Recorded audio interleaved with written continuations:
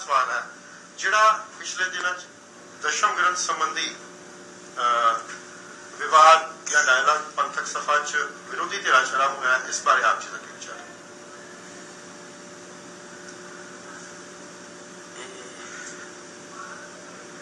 ਤੁਹਾਡੇ ਕੁਐਸਚਨ ਦੇ ਜਿਹੜੇ ਦੋ ਹਿੱਸੇ ਬਣਦੇ ਆ, ਇੱਕ ਤਾਂ ਬਣਦਾ ਵੀ ਦਸਮ ਗ੍ਰੰਥ ਦਾ ਵਿਵਾਦ, ਦੂਜਾ ਵਿਰੋਧੀ ਧਿਰਾਂ ਵਿੱਚ ਲਫ਼ਜ਼ ਦੋ ਆਏ ਆ। ਜੇ ਵਿਰੋਧੀ ਧਿਰਾਂ 'ਚ ਗੱਲ ਕਰੀਏ ਤਾਂ ਮੇਰੇ ਖਿਆਲ ਦੇ ਵਿੱਚ ਅਜੇ ਤੱਕ ਕੋਈ ਵੀ ਧਿਰ ਜਿਹੜੀ ਆ ਉਹ ਇੰਟਰਨੈਸ਼ਨਲ ਰਿਸਰਚ ਦੇ ਜਿਹੜੇ ਮਿਆਰ ਆ ਉਹਨਾਂ ਮਿਆਰਾਂ ਦੇ ਲੈਵਲ ਦੇ ਉੱਤੇ ਦਸਮ ਗ੍ਰੰਥ ਨੂੰ ਟੱਚ ਨਹੀਂ ਕਰ ਰਹੀ। ਖਾਸ ਕਰਕੇ ਜਿਹੜੀ ਧਿਰ ਦਸਮ ਗ੍ਰੰਥ ਦੇ ਵਿਰੋਧੀ ਆ ਉਹ ਦਸਮ ਗ੍ਰੰਥ 'ਚੋਂ ਕੋਟੇਸ਼ਨਾਂ ਕੱਢ ਕੇ ਉਹਨਾਂ ਦੀ ਭੜਕੀਲਾ ਸਨਸਨੀਪਣ ਦਿਖਾ ਕੇ ਜਾਂ ਉਹਨਾਂ ਨੂੰ ਮੋਰਲ ਐਥੀਕਲ ਗਰਾਊਂਡਸ ਦੇ ਉੱਤੇ ਰਿਜੈਕਟ ਕਰਨ ਦੀ ਕੋਸ਼ਿਸ਼ ਕਰ ਰਹੀ ਆ, ਜਾਂ ਵੀ ਉਹਦੇ ਜਿਹੜੇ ਅਗਹਿਰੇ ਸੰਕਲਪਕ ਜਿਹੜੇ ਰੂਪ ਆ ਉਹਨਾਂ ਨੂੰ ਦਸਮ ਗ੍ਰੰਥ ਦੇ ਮਾਈਥੋਲੋਜੀ ਦੇ ਜਿਹੜੇ ਸੂਖਮ ਸਟਰਕਚਰਸ ਆ ਉਹਨਾਂ ਦੇ ਰੂਪਾਂ ਨੂੰ ਬਿਨਾਂ ਅੰਡਰਸਟੈਂਡ ਕੀਤੇ ਉਹਨੂੰ ਰਿਜੈਕਟ ਕਰ ਰਹੀ ਆ। ਤੇ ਇੱਕ ਪ੍ਰਚਲਿਤ ਜਿਹੜਾ ਗਿਆਨ ਹੁੰਦਾ ਕਿਸੇ ਕੌਮ ਦੇ ਵਿੱਚ, ਉਹਦਾ ਸਤਹੀ ਪ੍ਰਚਲਿਤ ਰੂਪ ਜਿਹੜਾ ਹੁੰਦਾ ਤੇ ਉਹਦੇ ਇਮੋਸ਼ਨਲ ਜਿਹੜੀਆਂ ਪੋਜੀਸ਼ਨਸ ਹੁੰਦੀਆਂ ਆ ਜਾਂ ਟੋਟਲ ਟਾਈਮ ਦੇ ਵਿੱਚ ਜਿਹੜੀ ਮੌਜੂਦਾ ਸਮਕਾਲੀ ਸਥਿਤੀ ਆ, ਉਸ ਸਥਿਤੀ ਨਾਲ ਸਿੱਖ ਦੇ ਮਾਈਂਡ ਦੇ ਵਿੱਚ ਇੱਕ ਟਕਰਾਅ ਪੈਦਾ ਕਰਕੇ ਉਹਦੀ ਗੂੰਜ ਚੋਂ ਉਹਦੀ ਰਿਜੈਕਸ਼ਨ ਦਾ ਸਵਾਦ ਜਾਂ ਕੋਈ ਦਿਸ਼ਾ ਬਣਾਉਣੀ ਚਾਹੁੰਦੀ। ਉਹ ਮੇਰੀ ਬੇਨਤੀ ਇਹ ਹੈ ਕਿ ਉਹ ਧਿਰ ਆਪਣਾ ਕੋਈ ਠੋਸ ਮਿਆਰੀ ਇੰਟੈਲੈਕਚੁਅਲ ਆਧਾਰ ਦੇਵੇ ਜਿਹਦੇ ਨਾਲ ਡਿਬੇਟ ਪੈਦਾ ਹੋਵੇ। ਅਜੇ ਤੱਕ ਵਿਰੋਧੀ ਧਿਰ ਇਸ ਤਰ੍ਹਾਂ ਦਾ ਕੰਮ ਨਹੀਂ ਕਰ ਸਕੀ। ਜੱਗੀ ਸਾਹਿਬ ਨੇ ਕੰਮ ਕੀਤਾ ਜਿਹਦੇ ਵਿੱਚ ਉਹਦੀ ਯੂਨੀਵਰਸਿਟੀ ਦੇ ਲੈਵਲ ਦੀ ਰਿਸਰਚ ਮੈਥਡੋਲੋਜੀ ਦੇ ਆਧਾਰ ਬਣਦੇ ਆ, ਪਰ ਉਹਨਾਂ ਦੇ ਵੀ ਜਿਹੜੇ ਮਤਲਬ ਕਿ ਆਧਾਰਾਂ ਦੇ ਵਿੱਚ ਜਿਹੜੀਆਂ ਸਾਇੰਟੀਫਿਕ ਰੈਸ਼ਨਲ ਜਿਹੜੀਆਂ 17ਵੀਂ 18ਵੀਂ ਸਦੀ ਦੇ ਬੇਸ ਆ ਉਹੀ ਕੰਮ ਕਰ ਰਹੇ ਆ। ਉਹਦੇ 'ਚ ਮਾਡਰਨ ਫਿਲਾਸਫੀ, ਮਾਡਰਨ ਜਿਹੜਾ ਲਿਟਰੇਚਰ ਦੀ ਥਿਊਰੀ ਕੀ ਆ ਵਰਲਡ ਦੇ ਵਿੱਚ ਚੱਲ ਰਹੀ ਤੇ ਸਾਡੀ ਟ੍ਰੈਡੀਸ਼ਨ ਦੇ ਕੀ ਬੇਸ ਆ, ਉਹ ਸਾਰੇ ਪਾਰਟੀਸਪੇਟ ਨਹੀਂ ਸੀ ਕਰਦੇ, ਪਰ ਉਹਨਾਂ ਨੇ ਫਿਰ ਵੀ ਇੱਕ ਠੋਸ ਰਿਸਪੈਕਟਫੁਲ ਢੰਗ ਦੇ ਨਾਲ ਆਪਣਾ ਵਿਚਾਰ ਪੇਸ਼ ਕੀਤਾ ਜਿਹੜਾ ਕਿ ਦਸਮ ਗ੍ਰੰਥ ਸਾਹਿਬ ਦੇ ਹੱਕ 'ਚ ਨਹੀਂ ਜਾਂਦਾ। ਪਰ ਉਹਨਾਂ ਦੀ ਰਿਸਰਚ, ਮਿਹਨਤ, ਡਾਕੂਮੈਂਟਸ ਤੱਕ ਪਹੁੰਚ, ਹੋਰ ਚੀਜ਼ਾਂ ਤੇ ਸਾਡੀ ਉਹਨਾਂ ਨਾਲ ਅਸਹਿਮਤੀ ਵੀ ਹੈ, ਪਰ ਫਿਰ ਵੀ ਉਹਨਾਂ ਨੇ ਇੱਕ ਮਚਿਓਰ ਢੰਗ ਦੇ ਨਾਲ ਐਫਰਟ ਕੀਤਾ ਹੈ ਤੇ ਉਹਦੇ ਵਿੱਚ ਕਈ ਚੀਜ਼ਾਂ ਨਾਲ ਤੁਸੀਂ ਅਸਹਿਮਤ ਹੋ ਸਕਦੇ, ਅਸੀਂ ਵੀ ਅਸਹਿਮਤ ਹਾਂ। ਪਰ ਜਿਹੜੀ ਦੂਜੇ ਪਾਸੇ ਧਿਰ ਆ ਉਹਨਾਂ ਦੇ ਵਿੱਚੋਂ ਵੀ ਜਿਹੜੇ ਧਿਰਾਂ ਆ ਉਹਨਾਂ ਨੇ ਇਹਨੂੰ ਕਿਸੇ ਮੈਚੋਰਿਟੀ ਨਾਲ ਉਹਨਾਂ ਨੇ ਵੀ ਅਜੇ ਤੱਕ ਨਹੀਂ ਪੇਸ਼ ਕੀਤਾ, ਸਿਵਾਏ ਡਾਕਟਰ ਹਰਭਜਨ ਸਿੰਘ ਦੀ ਜਿਹੜੀ ਨਵੀਂ ਕਿਤਾਬ ਆਈ ਆ। ਇਹਨਾਂ ਨੇ ਬਹੁਤ ਹੀ ਬਰੀਕੀ ਨਾਲ ਤੇ ਬੜੀ ਮੈਚੋਰਿਟੀ ਦੇ ਨਾਲ ਇੱਕ ਡਾਇਲੌਗ ਉਹਨੂੰ ਦਿੱਤਾ ਤੇ ਜੱਗੀ ਸਾਹਿਬ ਦੀਆਂ ਕਿਤਾਬਾਂ ਨੂੰ ਉਹਨਾਂ ਨੇ ਮਤਲਬ ਕਿ ਉਹਦੀਆਂ ਦਲੀਲਾਂ ਨੂੰ ਜਿਹੜਾ ਆ ਆਪਣੇ ਗ੍ਰੰਥ ਵਿੱਚ ਰਿਜੈਕਟ ਕੀਤਾ ਆ ਤੇ ਉਹਨਾਂ ਨੇ ਦਸਮ ਗ੍ਰੰਥ ਨੂੰ ਇਹ ਸਾਬਤ ਕੀਤਾ ਕਿ ਇਹ ਸਿੱਖ ਪੰਥ ਦਾ ਗ੍ਰੰਥ ਹੈ। ਗੁਰੂ ਗ੍ਰੰਥ ਸਾਹਿਬ ਵਿਸ਼ਵ ਦਾ ਗ੍ਰੰਥ ਹੈ, ਉਹ ਜਗਤ ਗੁਰੂ ਹੈ।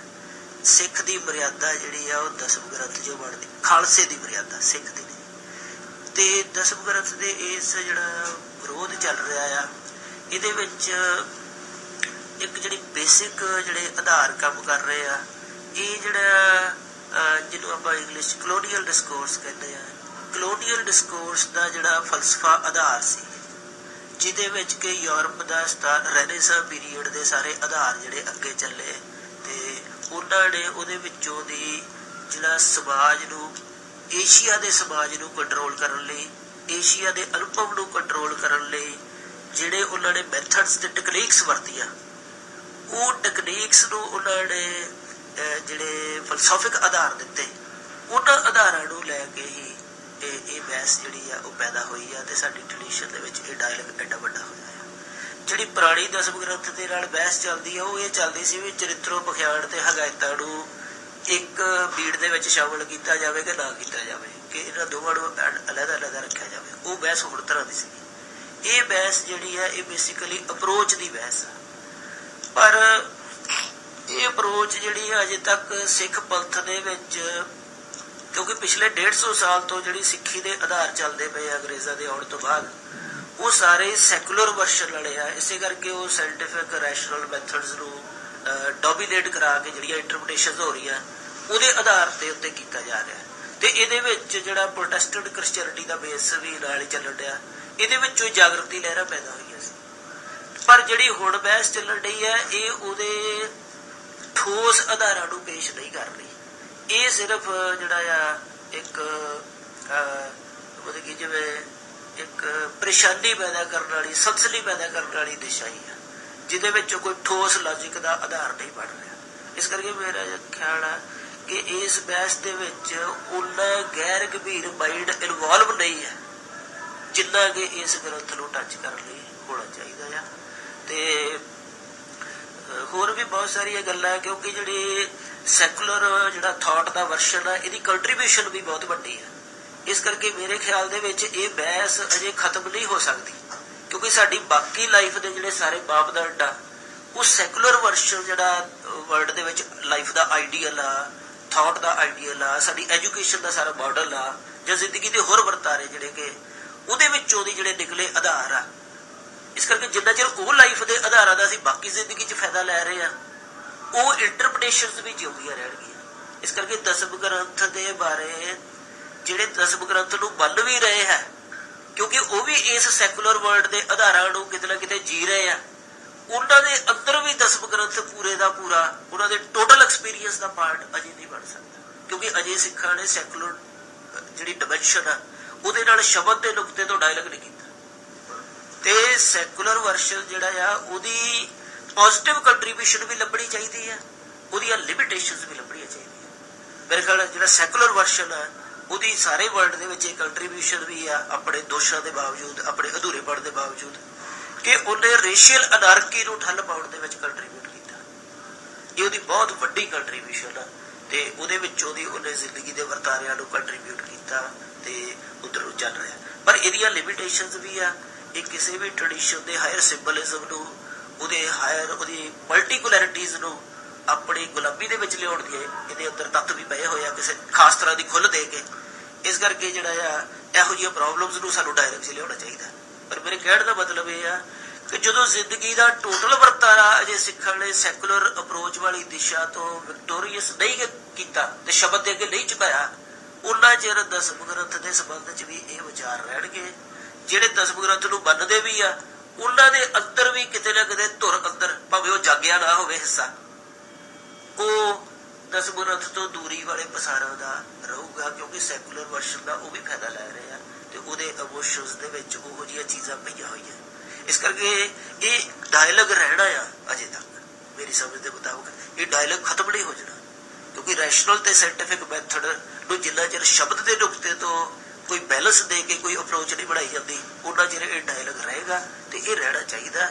ਪਰ ਇਸ ਡਾਇਲੌਗ ਨੂੰ ਰਿਸਪੈਕਟਫੁਲ ਕਿਸ ਤਰ੍ਹਾਂ ਬਣਾਉਣਾ, ਇਹਨੂੰ ਇੰਟਰਨੈਸ਼ਨਲ ਰਿਸਰਚ ਦੇ ਜਿਹੜੇ ਮਾਪਦੰਡ ਆ ਉਹਨਾਂ ਦੇ ਮੁਤਾਬਕ ਕਿਸ ਤਰ੍ਹਾਂ ਇੱਕ ਹਾਇਰ ਡਿਬੇਟ ਦੇ ਵਿੱਚ ਲੈ ਕੇ ਆਉਣਾ, ਸਾਡਾ ਮੁੱਢਲਾ ਫਰਜ਼ ਇਹ ਹੋਣਾ ਚਾਹੀਦਾ। ਇੱਕ ਦੂਜੇ ਦੇ ਉੱਤੇ ਵਿਕਟੋਰੀਅਸ ਹੋਣਾ ਨਹੀਂ ਹੋਣਾ ਚਾਹੀਦਾ। ਤੇ ਇਹ ਕੋਈ ਕਾਲ ਦੀ ਰਮਜ਼ ਵੀ ਹੈ। ਜਿਹੜਾ ਸੈਕੂਲਰ ਵਰਸ਼ਨ ਦੇ ਵਿੱਚ ਇਸ ਵੇਲੇ ਵਰਲਡ 'ਚ ਰਿਲੀਜਨ ਚੱਲ ਰਿਹਾ, ਅਕਾਲ ਤਖਤ ਸਾਹਿਬ ਵੀ ਤਾਂ ਇਸ ਵੇਲੇ ਜਿਹੜਾ ਇੰਡੀਅਨ ਕਨਸਟੀਟਿਊਸ਼ਨ ਦੇ ਸੈਕੂਲਰ ਨਿਯਮ ਦੇ ਵਿੱਚ ਕਿਸੇ ਨਾ ਕਿਸੇ ਤਰ੍ਹਾਂ ਐਡਜਸਟ ਕੀਤਾ ਹੋਇਆ। ਸ਼੍ਰੋਮਣੀ ਕਮੇਟੀ ਉਹਦੇ ਵਿੱਚੋਂ ਚੱਲਣ ਡਈ ਹੈ, ਭਾਵੇਂ ਕਿ ਅਕਾਲ ਤਖਤ ਸਾਹਿਬ ਸੁਪਰੀਮ ਆ, ਤੇ ਅਜੇ ਵਰਲਡ ਦੇ ਪੋਲੀਟੀਕਲ ਟ੍ਰੈਂਡ ਜਿਹੜੇ ਆ ਉਹਨਾਂ ਦੇ ਉੱਤੇ ਅਕਾਲ ਤਖਤ ਸਾਹਿਬ ਦੀ ਰਿਲਾਈਜੇਸ਼ਨ ਸਿੱਖਾਂ ਨੇ ਸ਼ਬਦ ਦੇ ਨੁਕਤੇ ਤੋਂ ਵਿਕਟੋਰੀਅਸ ਨਹੀਂ ਕੀਤੀ ਹੋਈ। ਭਾਵੇਂ ਸਾਡੀ ਸ਼ਰਧਾ, ਸਾਡੀ ਅਧਿਆਤਮਕਤਾ ਦੇ ਵਿੱਚ ਉਹ ਸੁਪਰੀਮ ਹਨ, ਪਰ ਪ੍ਰੈਕਟੀਕੈਲਿਟੀ ਦੇ ਵਿੱਚ ਉਹ ਅਜੇ ਥਾਟ ਦਾ ਸਟਰਕਚਰ ਵਰਲਡ 'ਚ ਅਸੀਂ ਕਾਗਜ਼ਾਂ 'ਚ ਵੀ ਨਹੀਂ ਦਿਖਾ ਸਕੇ, ਵਿਹਾਰਕ ਜ਼ਿੰਦਗੀ ਦੇ ਵਿੱਚ ਲਾਗੂ ਕਰਕੇ ਤਾਂ ਕੀ ਅਸੀਂ ਦਿਖਾਉਣਾ। ਤੇ ਨਾਲ ਹੀ ਨਾਲ ਜਿਹੜਾ ਦਸਮ ਗ੍ਰੰਥ ਦੇ ਵਿੱਚ ਜਿਹੜਾ ਫਾਈਟਿੰਗ ਦਾ ਤੇ ਬਲ ਦਾ ਨਿਯਮ ਪੇਸ਼ ਹੋਇਆ ਆ, ਇਹ ਗੱਲ ਬੜੇ ਜ਼ੋਰ ਨਾਲ ਸਮਝਣੀ ਚਾਹੀਦੀ ਆ। ਜਿਹੜੇ ਅਮਰੀਕਾ, ਕੈਨੇਡਾ, ਯੂਰਪ ਦੇ ਵਿੱਚ ਬੈਠੇ ਸਿੱਖ ਆ, ਆਸਟ੍ਰੇਲੀਆ 'ਚ ਬੈਠੇ ਸਿੱਖ ਆ, ਇਹਨਾਂ ਨੂੰ ਇਹ ਗੱਲ ਸਮਝਣੀ ਚਾਹੀਦੀ ਆ ਕਿ ਇਸ ਵੇਲੇ ਜਿਹੜਾ ਡੈਮੋਕ੍ਰੇਸੀ ਦੇ ਵਿੱਚ ਜਿਹੜੇ ਦੋ ਸੈਕੂਲਰ ਵਰਸ਼ਨਸ ਦੇ ਜਿਹੜੇ ਸਿਖਰਾਂ ਦਿਖਾਈਆਂ ਗਈਆਂ, ਉਹਦੀ ਪੋਲੀਟੀਕਲ ਜਿਹੜੀ ਸਿਖਰ ਆ ਉਹ ਵਾਈਟ ਹਾਊਸ ਦੇ ਵਿੱਚ ਦਿਖਾਈ ਗਈ ਹੈ। ਜਿਹੜੀ ਉਹਦੀ ਲਾਅ ਨੂੰ ਮੇਨਟੇਨ ਕਰਨ ਲਈ ਜਿਹੜਾ ਉਹਦੇ ਬਲ ਨਿਯਮ ਆ, ਪਾਵਰ ਦਾ ਨਿਯਮ, ਜਿਹਦੇ ਅਕਾਲ ਜਿਹੜਾ ਦਸਮ ਗ੍ਰੰਥ ਦੇ ਵਿੱਚ ਜਿਹੜਾ ਪੇਸ਼ ਹੁੰਦਾ ਹੈ, ਉਹਦਾ ਪਾਵਰ ਦਾ ਨਿਯਮ ਜਿਹੜਾ ਪੈਂਟਾਗਲ ਦੇ ਵਿੱਚ ਦਿਖਾਇਆ ਗਿਆ ਹੈ। ਤੇ ਜੇ ਸਿੱਖ ਦਸਮ ਗ੍ਰੰਥ ਨੂੰ ਤੇ ਗੁਰੂ ਗ੍ਰੰਥ ਸਾਹਿਬ ਨੂੰ ਲੈ ਕੇ ਇਹਨਾਂ ਦੋਹਾਂ ਦੇ ਨਾਲ ਠੀਕ ਡਾਇਲੌਗ ਨਹੀਂ ਕਰਦੇ, ਉਹਨਾਂ ਚਿਰ ਵਰਡ ਦੇ ਵਿੱਚ ਸ਼ਬਦ ਦੇ ਨੁਕਤੇ ਤੋਂ ਨਾ ਹੀ ਬਲ ਨਿਯਮ ਪੇਸ਼ ਹੋ ਸਕਦਾ ਆ, ਨਾ ਹੀ ਆਪਣਾ ਪੋਲੀਟੀਕਲ ਕੋਈ ਨਿਯਮ। ਪੋਲੀਟੀਕਲ ਦਾ ਮਤਲਬ ਅੱਗੇ ਸਮਾਜਿਕ, ਇਕਨੋਮਿਕ, ਸਾਰਾ ਕੁਝ ਹੀ। ਇਹ ਸਾਰੀਆਂ ਥਾਟਸ ਉਹਨਾਂ ਨੂੰ ਫੀਡ ਕਰ ਰਹੀਆਂ ਜੋ ਮਾਡਰਨ ਵਰਲਡ ਨੂੰ ਚਲਾ ਰਹੀ ਹੈ। ਤੇ ਅਸੀਂ ਮਾਡਰਨ ਵਰਲਡ ਦੇ ਵਿੱਚ ਬੈਠੇ ਹੋਏ ਇਹ ਗੱਲ ਕਰ ਰਹੇ ਹਾਂ, ਉਹਦਾ ਸਾਰਾ ਕੁਝ ਸੁੱਖ ਦੁੱਖ ਹਟਾਉਂਦੇ ਹੋਏ ਗੱਲ ਕਰ ਰਹੇ ਹਾਂ, ਉਹਦੇ ਥਾਟਸ, ਉਹਦੇ ਇਮੋਸ਼ਨਸ, ਉਹਦੀਆਂ ਸਾਰੀਆਂ ਸਟ੍ਰੈਟਜੀਜ਼ ਦੇ ਵਿੱਚ ਆ ਅਸੀਂ। ਇਸ ਕਰਕੇ ਦਸਮ ਗ੍ਰੰਥ ਦਾ ਇਹ ਡਾਇਲੌਗ ਜਿਹੜਾ ਹੈ, ਇਹਨੂੰ ਪਵਿੱਤਰਤਾ ਵਾਲਾ ਪਿਓਰ ਡਾਇਲੌਗ ਬਣਾਉਣਾ ਚਾਹੀਦਾ ਹੈ। ਤੇ ਉਹ ਜੇ ਮੈਂ ਪਰਸਨਲੀ ਜਿਹੜਾ ਸੋਚਦਾ ਆ, ਮੈਨੂੰ ਆਪਣਾ ਆਪ ਲੱਗਦਾ ਕਿ ਜਿਹੜੇ ਦਸਮ ਗ੍ਰੰਥ ਦੇ ਵਿੱਚ ਜਿਹੜੀਆਂ ਖਾਸ ਕਰਕੇ ਜਿਹੜਾ ਹਿਸਟਰੀ ਦਾ ਨਿਯਮ, ਧਰਤੀ ਦੇ ਉੱਤੇ ਜਿਹੜੀ ਹਿਸਟਰੀ ਦੀ ਲੀਨੀਅਰ ਕੰਸੈਪਸ਼ਨ ਆ, ਜਿਹਦੇ 'ਚ ਟਾਈਮ ਦਾ ਲੀਨੀਅਰ ਪਸਾਰ ਆ, ਉਹਦੇ ਨਾਲ ਡਾਇਲੌਗ ਦਸਮ ਗ੍ਰੰਥ ਦੇ ਵਿੱਚ ਕੀਤਾ ਗਿਆ ਮੇਰੇ ਖਿਆਲ ਦੇ ਵਿੱਚ। ਕਿ ਇਹਨੂੰ ਐ ਨਹੀਂ ਦੇਖਣਾ ਚਾਹੀਦਾ ਵੀ ਇਹ ਜਿਹੜੇ ਗ੍ਰੰਥ ਹੁੰਦੇ, ਧਾਰਮਿਕ ਗ੍ਰੰਥ, ਇਹਨੂੰ ਐ ਨਹੀਂ ਦੇਖਣਾ ਚਾਹੀਦਾ ਵੀ ਇਹ ਪੰਜਾਬ ਦੇ ਆ, ਇਹ ਪੰਜਾਬੀ ਜਾਂ ਲੋਕਲ ਲੈਵਲ ਤੇ ਇਹ ਸਿੱਖਾਂ ਦੇ ਆ। ਇਹ ਸਾਰੀ ਕਾਇਨਾਤ ਨੂੰ ਆਪਣੇ ਅੰਦਰ ਬੰਨ੍ਹਦੇ ਆ। ਇਹ ਕਾਗਜ਼ ਨਹੀਂ ਹੁੰਦੇ, ਇਹ ਕਾਇਨਾਤ ਬੰਨ੍ਹੀ ਗਈ ਹੁੰਦੀ ਹੈ। ਇਸੇ ਕਰਕੇ ਉਹ ਜਿਉਂਦਾ ਗੁਰੂ ਆ। ਗੁਰੂ ਗ੍ਰੰਥ ਸਾਹਿਬ ਕੋਈ ਧਾਰਮਿਕ ਪੁਸਤਕ ਨਹੀਂ ਹੈ, ਉਹ ਪ੍ਰਗਟ ਗੁਰਾਂ ਦੀ ਦੇਹ ਹੈ, ਉਹ ਲਿਵਿੰਗ ਗੁਰੂ। ਇਸ ਕਰਕੇ ਉਹਦੇ ਵਿੱਚ ਇੰਝ ਨਹੀਂ ਵੀ ਉਹਦੇ ਚੋਂ ਹਦਾਇਤ ਲੈ ਕੇ ਅਸੀਂ ਕੋਈ ਟਰੁੱਥ ਪੈਦਾ ਕਰਨਾ ਹੈ, ਜਿਵੇਂ ਕਿ ਸਕ੍ਰਿਪਚਰ ਦੇ ਵਿੱਚ ਹੁੰਦਾ ਹੈ। ਉਹਦੇ ਵਿੱਚ ਯੂਨੀਅਨ ਹੈ ਤੇ ਵਾਹ ਬਾਣੀ ਨਿਰੰਕਾਰ ਹੈ, ਉਹ ਨਿਰੰਕਾਰ ਰੂਪ ਬਾਣੀ ਹੈ। ਇਸ ਕਰਕੇ ਉਹ ਸਾਰੀ ਕਾਇਨਾਤ ਨੂੰ ਕਿਹੜੇ ਰਿਦਮ ਦੇ ਵਿੱਚ ਪਛਾਣਦੀ, ਉਹਨੇ ਬੰਨਿਆ ਹੋਇਆ ਤੇ ਸਿੱਖ ਦੀ ਸੁਰਤ ਤੇ ਪ੍ਰਗਟ ਕੀਤਾ, ਗੁਰਮੁਖ ਨੂੰ ਦੇ ਉੱਤੇ ਪ੍ਰਗਟ ਕਰ ਦਿੱਤਾ ਕਿ ਕਾਇਨਾਤ ਦਾ ਰਿਦਮ ਇਹ ਆ। ਇੰਝ ਹੀ ਦਸਮ ਗ੍ਰੰਥ ਜਿਹੜਾ ਆ, ਉਹ ਜਿਹੜਾ ਆ ਧਰਤੀ ਦੇ ਉੱਤੇ ਜਿਹੜਾ ਲੀਨੀਅਰ ਪਰਸੈਪਸ਼ਨ ਵਾਲੀ ਹਿਸਟਰੀ ਚੱਲਦੀ ਹੈ, ਜਿਹਨੂੰ ਯਹੂਦੀ ਰਿਪਰੈਜ਼ੈਂਟ ਕਰਦਾ ਤੇ ਜਿਹਦੀ ਲਾਅ ਦੀ ਸਿਖਰ ਇਸਲਾਮ ਪੇਸ਼ ਕਰਦਾ। ਜਿਹੜਾ ਮਾਡਰਨ ਵੈਸਟਰਨ ਵਰਲਡ ਆ, ਇਹ ਸੈਕੂਲਰ ਲਾਅ ਦੀ ਪੇਸ਼ ਕਰਦਾ। ਇਸਲਾਮ ਉਹ ਵੀ ਲੀਨੀਅਰ ਹੈ, ਇਹ ਯਹੂਦੀ ਲੀਨੀਅਰ ਬੇਸ ਦਾ ਸੈਕੂਲਰ ਵਰਸ਼ਨ ਆ ਜਿਹੜਾ ਮਾਡਰਨ ਵਰਲਡ ਆ। ਗੁਰੂ ਗ੍ਰੰਥ ਸਾਹਿਬ ਨੇ ਜਿਹੜਾ ਯਹੂਦੀ ਲੀਨੀਅਰ ਬੇਸ ਆ, ਜਿਹੜਾ ਰੇਸ਼ੀਅਲ ਆ ਤੇ ਹਿਸਟਰੀ ਦੇ ਫਿਨੋਮੇਨੇ ਦੇ ਉੱਤੇ ਡਿਪੈਂਡ ਕਰਦਾ, ਉਹਦਾ ਇਸਲਾਮ ਦੇ ਵਿੱਚ ਜਿਹੜੀ ਪਰਫੈਕਸ਼ਨ ਹੋਈ ਆ, ਉਹਦੇ ਲਾਅ ਦੇ ਤੇ ਹਿਸਟਰੀ ਦੇ ਨਿਯਮ ਨੂੰ ਕੰਟਰੋਲ ਕੀਤਾ ਦਸਮ ਗ੍ਰੰਥ ਦੇ ਰਾਹੀਂ। ਤੇ ਦਸਮ ਗ੍ਰੰਥ ਨਹੀਂ ਤੇ ਪੈਗੰਬਰ ਹਿਸਟਰੀ ਦਾ ਜੁਜ਼ ਬਣ ਜਾਣਗੇ, ਗੁਰੂ ਇਤਿਹਾਸ ਦਾ ਨਿੱਕਾ ਪਾਤਰ ਬਣ ਜਾਣਗੇ, ਜਿਹਨਾਂ ਨੂੰ ਅਸੀਂ ਕਹਾਂਗੇ ਵੀ ਇਹ ਮਹਾਂਪੁਰਖ। ਉਹ ਗੁਰੂ ਨਹੀਂ ਰਹਿਣਗੇ, ਉਹ ਇਤਿਹਾਸ ਦੇ ਵਿੱਚ ਛੋਟੇ ਛਿੜ ਬਣ ਜਾਣਗੇ, ਜਦ ਕਿ ਗੁਰੂ ਦੇ ਅੰਦਰ 3 ਕਾਲ ਚੱਲਦੇ ਆ। ਦਸਮ ਗ੍ਰੰਥ ਦੇ ਵਿੱਚ ਜਿਹੜਾ ਫਾਈਟਿੰਗ ਦਾ ਨਿਯਮ ਆ, ਉਹ ਲੀਨੀਅਰ ਕੰਸੈਪਸ਼ਨ ਵਾਲੀ ਹਿਸਟਰੀ ਚੋਂ ਜਿਹੜੀ ਪੋਲਿਟਿਕਸ ਉੱਭਰਦੀ ਆ, ਉਹਦੇ ਫਾਈਟਿੰਗ ਦੇ ਨਿਯਮ ਨੂੰ ਕੰਟਰੋਲ ਕਰਦਾ ਬੇਸਿਕਲੀ। ਇਸ ਕਰਕੇ ਤੁਸੀਂ ਦੇਖੋ, ਚੰਗੇਜ਼ ਨੇ ਇਸਲਾਮ ਤੇ ਅਟੈਕ ਕੀਤਾ ਤੇ ਕੁਰਾਨ ਦੀ ਬੇਅਦਬੀ ਕੀਤੀ ਹੈ, ਤੇ ਚੰਗੇਜ਼ ਨੇ ਆਪਣਾ ਲਾਅ ਦਿੱਤਾ, ਕਿਉਂਕਿ ਰੇਸ਼ੀਅਲਿਜ਼ਮ ਲਾਅ ਦਿੰਦਾ,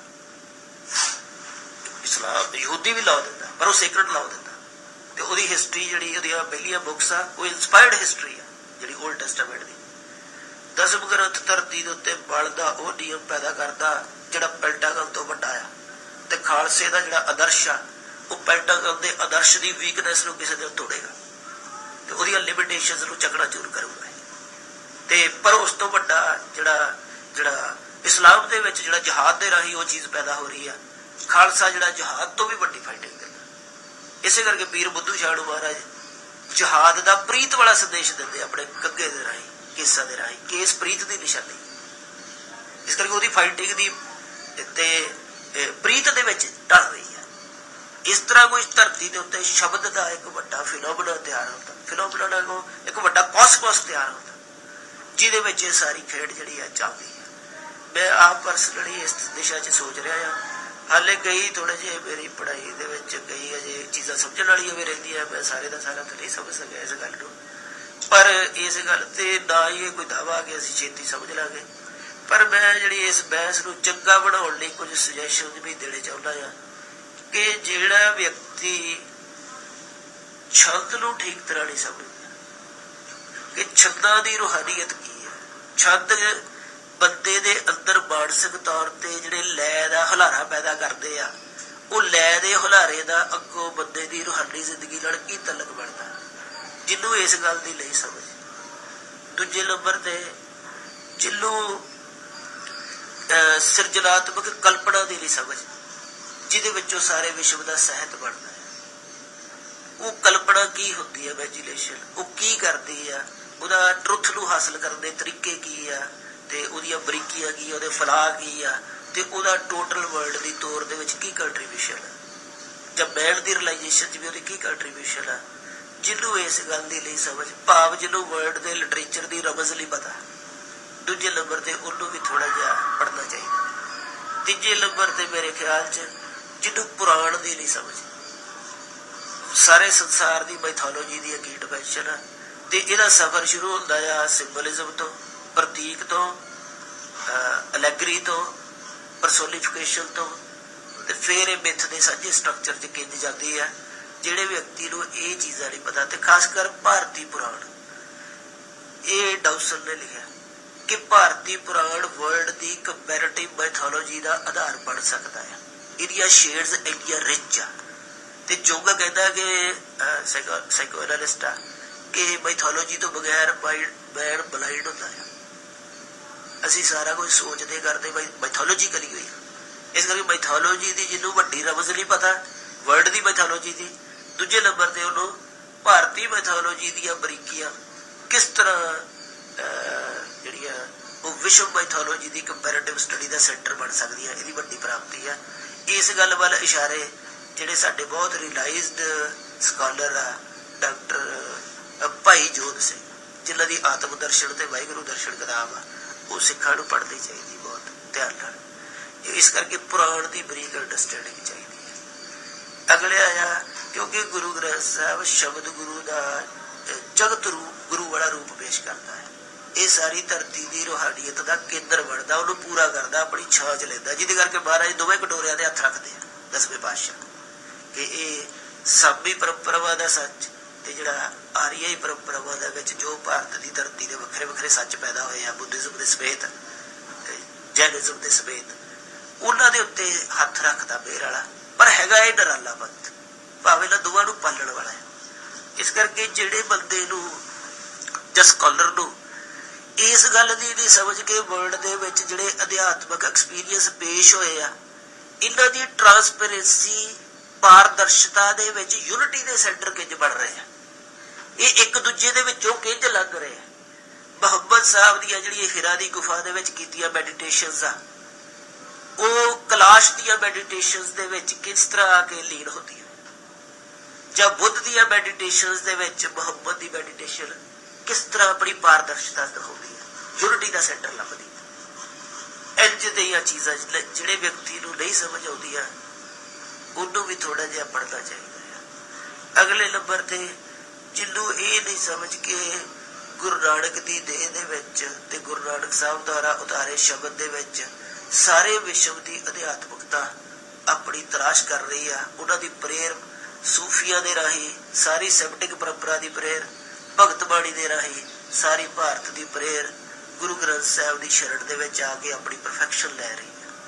ਜਿਹੜੇ ਵਿਅਕਤੀ ਨੂੰ ਇਹ ਗੱਲਾਂ ਦੀ ਅਜੇ ਨਹੀਂ ਸਮਝ ਆਈ, ਜਾਂ ਜਿਹਦੇ ਅਜੇ ਪੂਰੀ ਤਿਆਰੀ ਨਹੀਂ ਹੈ, ਮੇਰਾ ਖਿਆਲ ਉਹਨੂੰ ਦਸਮ ਗ੍ਰੰਥ ਦੇ ਉੱਤੇ ਕਿਸੇ ਸਿਆਣੇ ਬੰਦੇ ਨਾਲ ਗੱਲ ਕਰਨੀ ਚਾਹੀਦੀ ਹੈ, ਉਹਨੂੰ ਆਪ ਇਹਦੇ ਤੇ ਵਿਚਾਰ ਨਹੀਂ ਦੇਣੇ ਚਾਹੀਦੇ।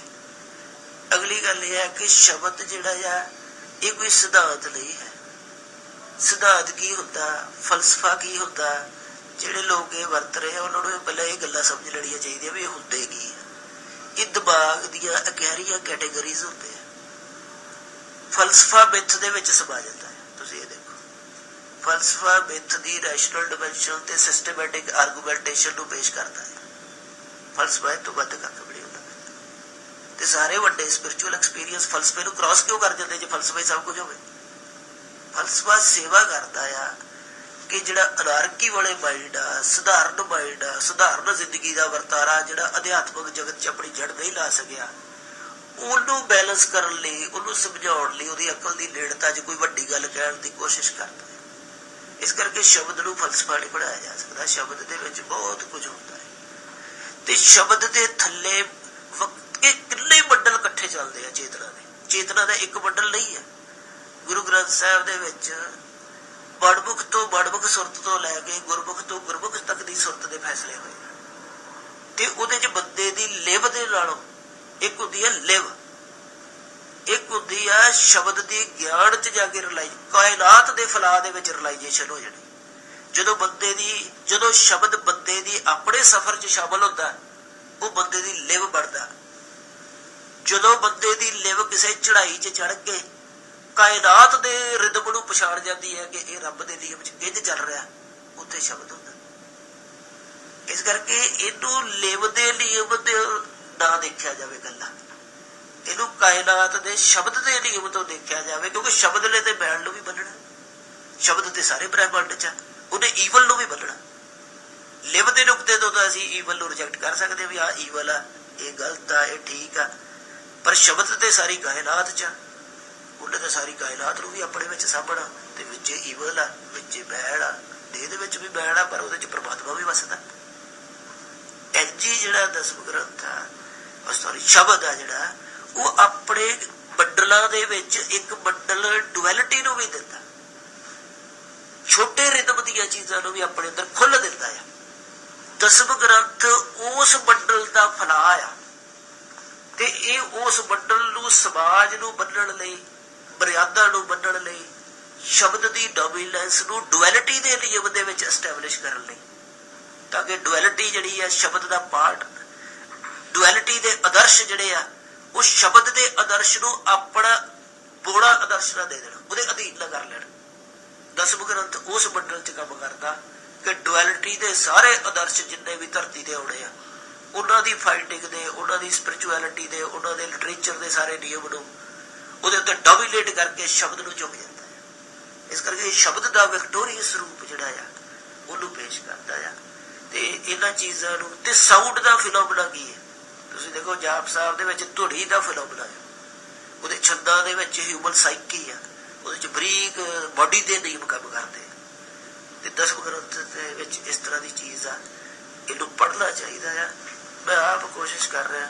ਇੱਕ ਮੈਂ ਹੋਰ ਸੁਜੈਸ਼ਨ ਦੇਣਾ ਚਾਹੁੰਦਾ, ਜਿਹੜੇ ਬੰਦੇ ਦੋਵਾਂ ਧਿਰਾਂ ਦਾ ਜੋ ਲਿਖਿਆ ਗਿਆ ਜਿਹੜਾ ਸਟੈਂਡਰਡ ਦਾ ਆ ਉਹਨੂੰ ਹੀ ਰੈਕੋਗਨੀਸ਼ਨ ਦਿੱਤੀ ਜਾਵੇ, ਜਿਹੜਾ ਬਾੜਾ ਲਿਖਿਆ ਗਿਆ ਉਹਨੂੰ ਰੈਕੋਗਨਾਈਜ਼ ਨਾ ਕੀਤਾ ਜਾਵੇ। ਕਈ ਵਾਰੀ ਅਸੀਂ ਬਾੜੇ ਦਾ ਵਿਰੋਧ ਕਰਦੇ ਵੀ ਉਹਨੂੰ ਰੈਕੋਗਨੀਸ਼ਨ ਦਿੰਦੇ ਆ। ਮੇਰੇ ਖਿਆਲ ਸਾਨੂੰ ਬਾੜੇ ਦਾ ਨੋਟਿਸ ਨਹੀਂ ਲੈਣਾ ਚਾਹੀਦਾ। ਜਿਹੜਾ ਚੰਗਾ ਲਿਖਿਆ ਗਿਆ ਦਸਮ ਗ੍ਰੰਥ ਦੇ ਹੱਕ ਚ ਜਾਂ ਉਲਟ, ਉਹਨੂੰ ਪੜ੍ਹਨਾ ਚਾਹੀਦਾ ਆ ਤੇ ਉਹਨੂੰ ਵਿਚਾਰਨਾ ਚਾਹੀਦਾ।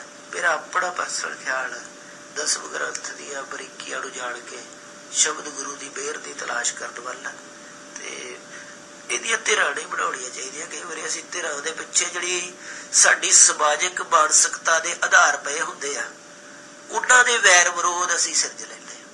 ਤੇ ਹੁਣ ਵੀ ਕਈ ਵਾਰੀ ਦੁੱਖ ਦੀ ਰਗ ਹੋਰ ਹੁੰਦੀ, ਅਸੀਂ ਬੋਲਦੇ ਕਿਤੋਂ ਹੋਰ ਹੁੰਦੇ ਆ।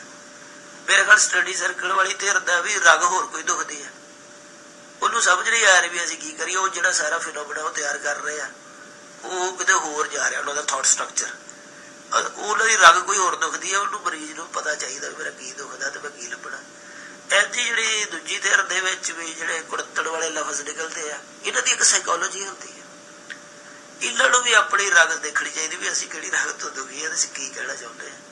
ਮੇਰੇ ਕੋਲ ਠੀਕ ਬੈਲੈਂਸ ਚ ਡਾਇਲੌਗ ਜਿਹੜਾ ਆ, ਇਹਦੇ ਨਾਲ ਘੱਟੋ ਘੱਟ ਸਾਡੀ ਵੱਡੀ ਇੰਟੈਲੈਕਚੁਅਲ ਲੈਵਲ ਦੀ, ਅਸੀਂ ਦਸਮ ਗ੍ਰੰਥ ਤੋਂ ਇਲਾਵਾ ਵੀ ਜੇ ਕੋਈ ਮੁੱਦਾ ਆਊਗਾ ਅਸੀਂ ਉਹਨੂੰ ਵੀ ਵੱਡੇ ਤਰੀਕੇ ਨਾਲ ਦੇਖਾਂਗੇ। ਇਸ ਕਰਕੇ ਜੇ ਘਰ ਚ ਕੋਈ ਦੁੱਖ ਆ ਜਾਏ ਉਹ ਤੋਂ ਘਬਰਾਉਣਾ ਨਹੀਂ ਚਾਹੀਦਾ, ਸਗੋਂ ਉਹਦੇ ਰਾਹੀਂ ਕੋਈ ਵੱਡੀ ਤਿਆਰੀ ਕਰਨੀ ਹੀ ਗੁਰਮੁਖਤਾ ਆ, ਤਾਂ ਕਿ ਜ਼ਿੰਦਗੀ ਚ ਜੇ ਹੋਰ ਵੀ ਕੋਈ ਪਰੇਸ਼ਾਨੀ ਆਵੇ ਤੇ ਅਸੀਂ ਬੈਲੈਂਸਡ ਵੇ ਨਾਲ, ਜ਼ਿਆਦਾ ਮੈਚੁਰਿਟੀ ਦੇ ਨਾਲ ਇਹ ਡਾਇਲੌਗ ਪੈਦਾ ਕਰ ਸਕੀਏ। ਤੇ ਮੇਰੇ ਖਿਆਲ ਕਾਲ ਦੀ ਜਿਹੋ ਜਿਹੀ ਰਮਜ਼ ਆ, ਇਹ ਮੁੱਦਾ ਅਜੇ ਰਹਿਣਾ ਆ, ਤੇ ਇਹ ਮੁੱਦੇ ਨੂੰ ਬਿਹਤਰ ਬਣਾਉਣਾ ਹੀ ਸਾਡੀ ਜਿਹੜੀ ਜ਼ਿੰਮੇਵਾਰੀ ਰਹਿਣੀ ਚਾਹੀਦੀ ਹੈ। ਦੋਵੇਂ ਤਰ੍ਹਾਂ ਵੱਧ ਤੋਂ ਵੱਧ ਪੜ੍ਹਨ, ਵਰਲਡ ਦਾ ਲਿਟਰੇਚਰ ਪੜ੍ਹਨ, ਵਰਲਡ ਦੀ ਮੈਥੋਲੋਜੀ ਪੜ੍ਹਨ। ਸਾਡੇ ਕੋਲ ਜੇ ਆਪਣਾ ਕੋਈ ਕਵਿਤਾ ਦਾ ਸਿਧਾਂਤ ਤੇ ਹੈ ਨਹੀਂ, ਅਸੀਂ ਉੱਥੇ ਦੇ ਕੰਮ ਕਰੀਏ, ਅਸੀਂ ਸਿੱਧੇ ਹੀ ਫੈਸਲੇ ਕਰਨ ਤੇ ਲੱਗੇ ਹੋਏ। ਅਸੀਂ ਤਾਂ ਜੀ ਬੇਸਿਕ ਕੰਮ ਨਹੀਂ ਕੀਤੇ, ਅਸੀਂ ਗ੍ਰੰਥਾਂ ਦੇ ਫੈਸਲਿਆਂ ਤੇ ਲੱਗ ਗਏ। ਮੇਰੇ ਖਿਆਲ ਇਹਦੇ ਨਾਲੋਂ ਵੱਡੀ ਅਗਿਆਨਤਾ ਹੋਰ ਕੋਈ ਨਹੀਂ ਹੋ ਸਕਦੀ। ਅਸੀਂ ਇਹਦੀ ਕਾਬਲ ਨਹੀਂ ਆ ਕਿ ਅਸੀਂ ਦਸਮ ਗ੍ਰੰਥ ਦੇ ਮੁੱਦੇ ਨੂੰ ਮੁੱਦਾ ਬਣਾਈਏ। ਅਸੀਂ ਇਸ ਕਾਬਲ ਹੀ ਨਹੀਂ ਹੈ, ਕਿਉਂਕਿ ਸਿੱਖਾਂ ਨੂੰ ਨਾ ਜੇ ਲੈਂਗੁਏਜ ਦੀ ਪੂਰੀ ਸੈਂਸ ਆ, ਨਾ ਇਹਨਾਂ ਨੂੰ ਛੰਦਾਂ ਦੀ ਪੂਰੀ ਸੈਂਸ ਆ, ਨਾ ਇਹਨਾਂ ਦਾ ਕਾਵਿ ਸ਼ਾਸਤਰ ਆ। ਸਿੱਖ ਗੀਤ ਤੇ ਹੈ ਹੀ ਨਹੀਂ ਹੈ, ਸਿੱਖ ਗਾਇਕੀ ਵੀ ਨਹੀਂ ਹੈਗੀ, ਸਿੱਖ ਕਲਚਰਲ ਮਾਹੌਲ ਨੂੰ ਡੀਲ ਕਰਦੀਆਂ ਦਿਸ਼ਾਵਾਂ, ਇੰਟੈਲੈਕਚੁਅਲ ਮਾਹੌਲ ਨੂੰ ਡੀਲ ਕਰਦੀਆਂ ਦਿਸ਼ਾਵਾਂ ਅਜੇ ਅਸੀਂ ਪੈਦਾ ਹੀ ਨਹੀਂ ਕੀਤੀਆਂ। ਇਸ ਕਰਕੇ ਅਸੀਂ ਅਜੇ ਬਹੁਤ ਪਿਛਾਂਹ, ਅਸੀਂ ਇਹਨਾਂ ਵੱਡੀਆਂ ਗੱਲਾਂ ਦੇ ਫੈਸਲੇ ਨਹੀਂ ਕਰ ਸਕਦੇ ਤੇ ਨਾ ਹੀ ਫੈਸਲਿਆਂ ਦੀ ਜਿੱਦ ਕਰਨੀ ਚਾਹੀਦੀ ਹੈ।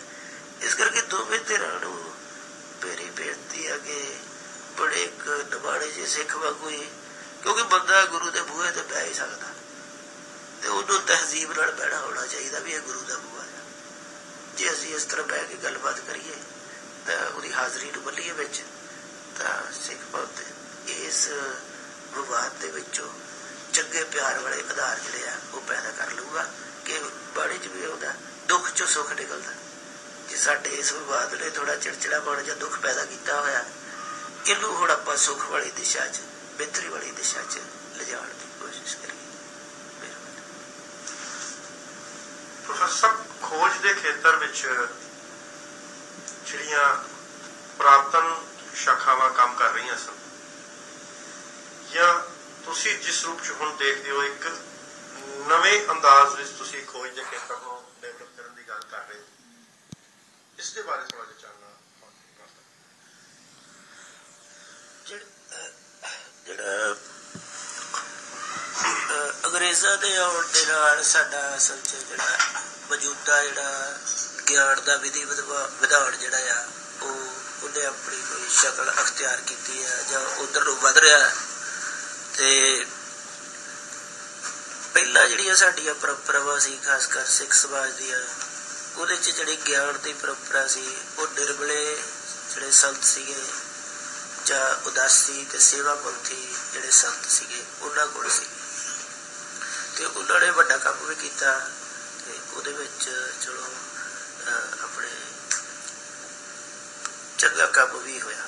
ਪਰ ਜਦੋਂ ਅੰਗਰੇਜ਼ਾਂ ਦੇ ਆਉਣ ਦੇ ਨਾਲ ਜਿਹੜਾ ਕਲੋਨੀਅਲ ਜਿਹੜਾ ਡਿਸਕੋਰਸ 'ਚ ਜਿਹੜੀ ਮੈਥਡੋਲੋਜੀ ਆਈ, ਉਹ ਜਦੋਂ ਇੱਥੇ ਆ ਕੇ ਉਹਨੇ ਪੰਜਾਬ ਦੇ ਵਿੱਚ ਜਾਂ ਹਿੰਦੁਸਤਾਨ 'ਚ ਆਪਣੇ ਨਵੇਂ ਮਾਡਲਸ ਦਿੱਤੇ ਜ਼ਿੰਦਗੀ ਦੇ, ਲਿਟਰੇਚਰ ਦੇ, ਐਜੂਕੇਸ਼ਨ ਦੇ ਜਾਂ ਪੋਲੀਟਿਕਸ ਦੇ, ਸਾਰਾ ਇਕੋਨਮੀ ਦੇ, ਤਾਂ ਉਹਨੇ ਇੱਕ ਵੱਡੀ ਚਕਾਚੌਂਧ ਵੀ ਪੈਦਾ ਕੀਤੀ ਤੇ ਇੱਕ ਕੰਟਰੀਬਿਊਸ਼ਨ ਵੀ ਖਾਸ ਲੈਵਲ ਤੇ ਕੀਤੀ। ਭਾਵੇਂ ਕਿ ਉਹਦੇ ਬੇਸ ਦੇ ਵਿੱਚ ਕੋਈ ਉਹਨਾਂ ਦੀ ਨੀਤੀ ਇੰਨੀ ਸੁਥਰੀ ਨਹੀਂ ਸੀ, ਪਰ ਫਿਰ ਵੀ ਉਸ ਵਿੱਚੋਂ ਕਾਫੀ ਕੰਟਰੀਬਿਊਸ਼ਨ ਹੋਈ ਤੇ ਅਸੀਂ ਉਹ ਚੀਜ਼ਾਂ ਅਡਾਪਟ ਕੀਤੀਆਂ ਤੇ ਉਹਨਾਂ ਨੇ ਜਿਹੜੀ ਵਿੱਚ ਲਿਮਟਿਡ ਸਪੇਸ ਦਿੱਤਾ ਸੀ ਲਿਬਰੇਸ਼ਨ ਦਾ, ਆਜ਼ਾਦੀ ਦਾ, ਅਸੀਂ ਉਹਦੇ ਵਿੱਚ ਉਹਨੂੰ ਐਕਸਪਲੋਇਟ ਵੀ ਕੀਤਾ ਸੀ, ਵਰਤਿਆ ਵੀ ਆਪਣੇ ਹੱਕ ਲਈ, ਜਿਹਦੇ ਵਿੱਚ ਉਹਦੀ ਸਾਡਾ ਸਾਰਾ ਆਧਾਰ ਬਣਿਆ। ਪਰ ਉਹ ਜਿਹੜੀਆਂ ਸਾਡੀਆਂ ਪ੍ਰਚਲਿਤ ਇੰਟਰਪ੍ਰੀਟੇਸ਼ਨ ਦੇ ਜਿਹੜੇ ਸਕੂਲ ਆ, ਜਿਵੇਂ ਸਿੱਖਾਂ ਦੇ ਵਿੱਚ ਇਸ ਵੇਲੇ 4-5 ਸਕੂਲ ਆ, ਜਿਵੇਂ ਆਪਾਂ ਪਹਿਲਾਂ ਗੱਲਾਂ ਕਰ ਰਹੇ ਸੀ ਕਿ ਇੱਕ ਸਕੂਲ ਜਿਹੜਾ ਸਾਡੇ ਕੋਲ ਸੰਤ ਮਤ ਦੀ ਟ੍ਰੈਡੀਸ਼ਨ ਦਾ ਆ, ਤੇ ਦੂਜਾ ਸਾਡੇ ਕੋਲ ਜਿਹੜਾ ਸਿੱਖ ਸਭਾ ਦੇ ਨਾਲ ਬਾਅਦ 'ਚ ਪੈਦਾ ਹੋਇਆ। ਇਹ ਦੋਵੇਂ ਸੀਰੀਅਸ ਆ। ਇੱਕ ਦੇ ਵਿੱਚ ਟ੍ਰੈਡੀਸ਼ਨਲ ਉਚਾਈ ਪਈ ਹੋਈ ਆ, ਦੂਜੇ ਦੇ ਵਿੱਚ ਇੱਕ ਖਾਸ ਹਿਸਟੋਰਿਕ ਸਿਚੁਏਸ਼ਨ ਦੇ ਵਿੱਚ ਇੱਕ ਸਿੱਖ ਪੰਥ ਦੇ ਵਿੱਚ ਜਿਹੜੀ ਅਨਾਰਕੀ ਆਈ ਹੋਈ ਸੀ ਜਾਂ ਰੇਸ਼ੀਅਲ ਕਿਸਮ ਦੀਆਂ ਚੀਜ਼ਾਂ ਦੇ ਵਰਤਾਰੇ ਡੋਮੀਨੇਟ ਕਰਕੇ ਸਾਡੀਆਂ ਚੀਜ਼ਾਂ ਨੂੰ ਐਕਸਪਲੋਇਟ ਕਰ ਰਹੇ ਸੀ, ਉਹਦੇ ਵਿੱਚ ਉਹਨਾਂ ਨੇ ਪੋਜ਼ਿਟਿਵ ਰੋਲ ਅਦਾ ਕੀਤਾ ਜਿਹੜੀ ਕਲੋਨੀਅਲ ਡਿਸਕੋਰਸ ਦੇ ਆਧਾਰਾਂ ਨੂੰ ਲੈ ਕੇ। ਤੀਜਾ ਜਿਹੜਾ ਸਾਡੇ ਕੋਲ ਇਸ ਵੇਲੇ ਜਿਹੜੇ ਚੀਜ਼ਾਂ ਆ, ਇਹ ਜਿਹੜੇ ਆਪਣੇ ਹਿਸਟਰੀ ਨੂੰ ਆਧਾਰ ਬਣਾ ਕੇ ਜਿਹੜੀਆਂ ਚੀਜ਼ਾਂ ਚੱਲ ਰਹੀਆਂ ਆ, ਕਿਉਂਕਿ ਹਿਸਟਰੀ ਜਿਹੜਾ ਆ ਇਹ ਗੱਲ ਨੂੰ ਬੜੇ ਬਰੀਕੀ ਨਾਲ ਸਮਝਣ ਵਾਲੀ ਗੱਲ ਆ, ਥੋੜਾ ਕਾਹਲੀ ਨਾਲ ਨਾ ਸਮਝਿਆ ਜਾਏ। ਮੈਂ ਕਾਫੀ ਸੋਚ ਕੇ ਇਹ ਗੱਲ ਕਰ ਰਿਹਾ ਕਿ ਹਿਸਟਰੀ ਦਾ ਜਿਹੜਾ ਮੌਜੂਦਾ ਇਸ ਸਬਜੈਕਟ ਦਾ ਰੂਪ ਸਾਡੇ ਦਿਮਾਗਾਂ 'ਚ ਬੈਠਾ ਹੋਇਆ, ਇਹ ਅਧਿਆਤਮਕਤਾ ਦੇ ਵਿੱਚ ਬਿਲਕੁਲ ਇਸੇ ਤਰ੍ਹਾਂ ਲਾਗੂ ਨਹੀਂ ਹੋ ਸਕਦਾ। ਇਹ ਨੁਕਤਾ ਬਹੁਤ ਜ਼ੋਰ ਨਾਲ ਸਾਨੂੰ ਸਮਝ ਲੈਣਾ ਚਾਹੀਦਾ। ਇਸੇ ਕਰਕੇ ਹਿੰਮਤ ਸਿੰਘ ਹੋਣਾ ਨੇ ਜਿਹੜਾ ਐਕਸਪੀਰੀਅੰਸ ਦਿੱਤਾ, ਡਾਕਟਰ ਹਿੰਮਤ ਸਿੰਘ ਨੇ ਆਪਣੀ ਕਿਤਾਬ 'ਚ, ਤੇ ਇਸ ਵੇਲੇ ਮੈਂ ਆਪਣੀ ਗੱਲ ਦੇ ਵਿੱਚ ਇਹ ਸੁਜੈਸਟ ਕਰਾਂਗਾ ਪੰਥ ਨੂੰ ਕਿ ਡਾਕਟਰ ਹਿੰਮਤ ਸਿੰਘ ਦੇ ਵਰਕਸ ਨੂੰ ਜ਼ਰੂਰ ਗੌਲਿਆ ਜਾਵੇ। ਉਹਦੇ ਤੋਂ ਬਗੈਰ ਸਾਡੀ ਗੱਡੀ ਜਿਹੜੀ ਜਿੱਥੇ ਫਸੀ ਆ ਗੱਡਾ, ਇਹ ਨਿਕਲ ਨਹੀਂ ਸਕਦਾ। ਉਹ ਐਡਾ ਵੱਡਾ ਵਰਕ ਉਹਨਾਂ ਨੇ ਕੀਤਾ ਆ ਤੇ ਉਹਨਾਂ ਨੇ ਕਿਹਾ ਆ ਕਿ ਸਿੱਖ ਹਿਸਟਰੀ ਜਿਹੜੀ ਆ ਇਹ ਮੈਟਾ ਹਿਸਟਰੀ ਆ। ਪੂਰਨ ਸਿੰਘ ਵੀ ਕਹਿੰਦਾ ਕਿ ਵੈਸਟਰਨ ਮਾਪਦੰਡ ਤੋਂ ਜਿਹੜੀ ਹਿਸਟਰੀ ਲਿਖੀ ਜਾਊਗੀ, ਸਿੱਖ ਹਿਸਟਰੀ ਉਸ ਤਰ੍ਹਾਂ ਨਹੀਂ ਲਿਖੀ ਜਾ ਸਕਦੀ। ਇਹ ਸਾਰੀ ਗਲਤ ਪੂਰਨ ਸਿੰਘ ਨੂੰ ਕਹਿੰਦਾ। ਇਸ ਕਰਕੇ ਹਿਸਟਰੀ ਦਾ ਫਿਨੋਮੀਨਾ ਜਿਹੜਾ ਆ, ਅਸੀਂ ਹਿਸਟਰੀ ਨੂੰ ਆਧਾਰ ਬਣਾ ਕੇ ਜਿਹੜੀਆਂ ਇੰਟਰਪ੍ਰੀਟੇਸ਼ਨਸ ਕਰ ਰਹੇ ਹਾਂ, ਇਹ ਵੀ ਪੂਰੀਆਂ ਠੀਕ ਨਹੀਂ ਹਨ। ਇਸ ਕਰਕੇ ਜਿਹੜੇ ਤਿੰਨੇ ਗਰੁੱਪ ਆ, ਇਹਨਾਂ ਦੇ ਪਹਿਲੇ ਦੋਵਾਂ ਦੇ ਵਿੱਚ ਇੱਕ ਖਾਸ ਤਰ੍ਹਾਂ ਦੀ ਉਚਾਈ ਤੇ ਸੀਰੀਅਸਨੈਸ ਆ। ਜਿਹੜੇ ਸਿੰਘ ਸਭਾ ਦੀ ਹਿਸਟੋਰਿਕ ਸਿਚੁਏਸ਼ਨ ਖਤਮ ਹੋਣ ਤੋਂ ਬਾਅਦ ਜਿਹੜੇ ਪ੍ਰਚਾਰਕ ਗਰੁੱਪ ਉਹਦੇ ਚੋਂ ਨਿਕਲੇ, ਉਹਨਾਂ ਨੇ ਅਗਲੀਆਂ ਟ੍ਰੈਡੀਸ਼ਨਸ ਦੇ ਨਾਲ ਸਿੰਘ ਸਭਾ ਦੇ ਬੇਸ ਨੂੰ ਅੱਗੇ ਵਧਾਇਆ ਨਹੀਂ ਤਾਂ ਯੂਰਪ ਦੇ ਵਿੱਚ ਜੋ ਕੁਝ ਹੁਣ ਹੋ ਰਿਹਾ, ਨਵਾਂ ਡਾਇਲੌਗ ਪੈਦਾ ਹੋ ਰਿਹਾ, ਸਟੱਡੀ ਸਰਕਲ ਤੇ ਮਿਸ਼ਨਰੀ ਕਾਲਜ ਨੂੰ ਉਹ ਅਪਣਾਉਣਾ ਚਾਹੀਦਾ ਸੀ ਤੇ ਉਹ ਵਾਲੀਆਂ ਅਪਰੋਚਿਸ ਨੂੰ ਨਾਲ ਲੈ ਕੇ ਆਪਣੀ ਬੇਸ ਨੂੰ ਅੱਗੇ ਹੋਰ ਉਹਦੀ ਗਰੋਥ ਹੋਣੀ ਸੀ ਤੇ ਇੱਕ ਚੰਗਾ ਡਾਇਲੌਗ ਸਾਡੇ ਵਿੱਚ ਚੱਲਣਾ ਸੀ ਤੇ ਇੱਕ ਚੰਗੀ ਕੰਟਰੀਬਿਊਸ਼ਨ ਵੀ ਹੋਣੀ ਸੀ। ਭਾਵੇਂ ਕਿ ਮੈਂ ਪਰਸਨਲ ਤੌਰ ਤੇ ਇਹ ਮੰਨਦਾ ਆ ਕਿ ਜਿਹੜੀ ਸਾਡੀ ਟ੍ਰੈਡੀਸ਼ਨਲ ਕੋਲ ਟਰੁੱਥ ਉਹ ਉਹਦੇ ਨਾਲੋਂ ਵੀ ਵੱਡਾ ਜੋ ਯੂਰਪ ਦੇ ਵਿੱਚ ਇਸ ਵੇਲੇ ਹੋ ਰਿਹਾ ਆ। ਸਾਨੂੰ ਉਹਦੇ ਵਿੱਚੋਂ ਹੀ ਅਲਟੀਮੇਟਲੀ ਕੋਈ ਬੇਸ ਜਿਹੜੇ ਉਭਾਰਨੇ ਚਾਹੀਦੇ ਆ ਤੇ ਮੈਂ ਜਿਹੜੇ ਗਰੁੱਪ 'ਚ ਕੰਮ ਕਰਦਾ ਨਾਜ ਪ੍ਰਗਾਸ ਦੇ ਵਿੱਚ, ਅੰਮ੍ਰਿਤਸਰ ਸੰਸਥਾ ਹੈ, ਇਹਦੇ ਵਿੱਚ ਇਹ ਬੇਸ ਅਸੀਂ ਪੈਦਾ ਕਰਨ ਦੀ ਕੋਸ਼ਿਸ਼ ਕਰ ਰਹੇ ਹਾਂ ਕਿ ਸ਼ਬਦ ਦੇ ਨੁਕਤੇ ਤੋਂ ਵਰਲਡ ਦੇ ਜਿਹੜੇ ਟੋਟਲ ਇੰਟੈਲੈਕਚੁਅਲ ਟ੍ਰੈਡੀਸ਼ਨਸ ਆ ਉਹਨਾਂ ਨੂੰ ਇੰਟਰਪ੍ਰੇਟ ਕੀਤਾ ਜਾਵੇ ਤੇ ਉਹਦੇ ਮੁਤਾਬਕ ਸਿੱਖੀ ਦੇ ਜਿਹੜੇ ਕੋਈ ਤਰਕ ਬਣਾਇਆ ਜਾਵੇ। ਜਿਹੜਾ ਹੁਣ ਤਰਕ ਬਣ ਰਿਹਾ ਇਹ ਤਰਕ ਜਿਹੜਾ ਆ ਇਹ ਕਲੋਨੀਅਲ ਡਿਸਕੋਰਸ ਦੇ ਵਿੱਚੋਂ ਜਾਗੀ ਫਿਲਾਸਫੀ ਦੇ ਆਧਾਰ ਦੇ ਉੱਤੇ ਸਾਡੀਆਂ ਟ੍ਰੈਡੀਸ਼ਨਸ ਦਾ ਜਿਹੜਾ ਆ ਉਹ ਤਰਕ ਬਣਦਾ ਪਿਆ। ਇਸ ਕਰਕੇ ਇਹ ਨਿਆਂ ਨਹੀਂ ਕਰ ਸਕਦਾ। ਇਸ ਰੈਸ਼ਨਲ ਮੈਥਡ ਨੇ ਜੜ ਵਿਸਾਖੀਆਂ ਨੂੰ ਨਾ ਸਮਝਦੇ ਹੋਏ ਪਹਿਲਾਂ ਜੜ ਵਿਸਾਖੀਆਂ ਨੂੰ ਰਿਜੈਕਟ ਕੀਤਾ।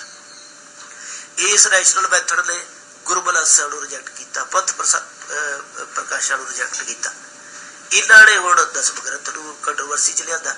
ਹੌਲੀ ਹੌਲੀ ਇਹ ਭੱਟਾਂ ਦੇ ਸਵਈਆਂ ਤੇ ਵੀ ਆ ਰਹੇ ਆ ਤੇ ਇਹ ਭਗਤ ਬਾਣੀ ਤੇ ਵੀ ਆ ਰਹੇ ਤੇ ਅਲਟੀਮੇਟਲੀ ਇੱਕ ਮੈਂ ਹੋਰ ਗੱਲ ਕਰਨੀ ਚਾਹੁੰਦਾ ਕਿ ਜਿਹੜਾ ਹੀਗਲੀਅਨ ਰੇਸ਼ੀਅਲ ਸਟਰਕਚਰ ਸੀਗਾ ਜਿਹਨੂੰ ਸਿੰਘ ਸਭਾ ਨੇ ਵਰਤਿਆ, ਇਹ ਬੇਸਿਕਲੀ ਵਾਈਟ ਰੇਸ ਦੀ ਗਲੋਰੀ ਲਈ ਸੀਗਾ। ਇਹਨੇ ਇੱਕ ਖਾਸ ਤਰ੍ਹਾਂ ਦਾ ਬੈਲੈਂਸ ਵੀ ਇਹਦੇ ਵਿੱਚ ਸੀਗਾ, ਪਰ ਅਲਟੀਮੇਟਲੀ ਜੇ ਇਸ ਡਾਇਲੌਗ ਨੂੰ ਅੱਗੇ ਨਾ ਕੀਤਾ ਜਾਵੇ ਤਾਂ ਇਹ ਉਹਨਾਂ ਰੇਸਿਸ ਦੇ ਹੱਕ 'ਚ ਹੀ ਭੁਗਤੂਗਾ ਜਿਹੜੇ ਰੇਸ਼ੀਅਲ ਅਨਾਰਕੀ ਨੂੰ ਇਹ ਕੰਟਰੋਲ ਕਰਦਾ। ਜਿਵੇਂ ਕਿ ਪੰਜਾਬ ਦੇ ਵਿੱਚ ਹੋਇਆ, ਸਿੰਘ ਸਭਾ ਤੋਂ ਬਾਅਦ ਪੰਜਾਬ ਦੇ ਸਿੱਖ ਅਕਾਲੀ ਦਲ 'ਚ ਰੇਸ਼ੀਅਲਿਜ਼ਮ ਕਿਉਂ ਵਧ ਗਿਆ? ਹਾਲਾਂਕਿ ਇਹਨਾਂ ਨੇ ਰੇਸ਼ੀਅਲਿਜ਼ਮ ਨੂੰ ਕੰਟਰੋਲ ਕੀਤਾ। ਰੇਸ਼ੀਅਲ ਅਨਾਰਕੀ ਜਿਹੜੀ ਸਿੱਖ ਇੰਸਟੀਟਿਊਸ਼ਨਸ ਬਣ ਗਈ ਸੀ ਤੇ ਹੁਣ ਸਿੱਖ ਇੰਸਟੀਟਿਊਸ਼ਨ ਦੇ ਵਿੱਚ ਫਿਰ ਰੇਸ਼ੀਅਲ ਅਨਾਰਕੀ ਬਣੀ ਹੋਈ ਹੈ। ਇਸ ਕਰਕੇ ਉਹਦੇ ਹੱਕ 'ਚ ਹੀ ਭੁਗਤੂ।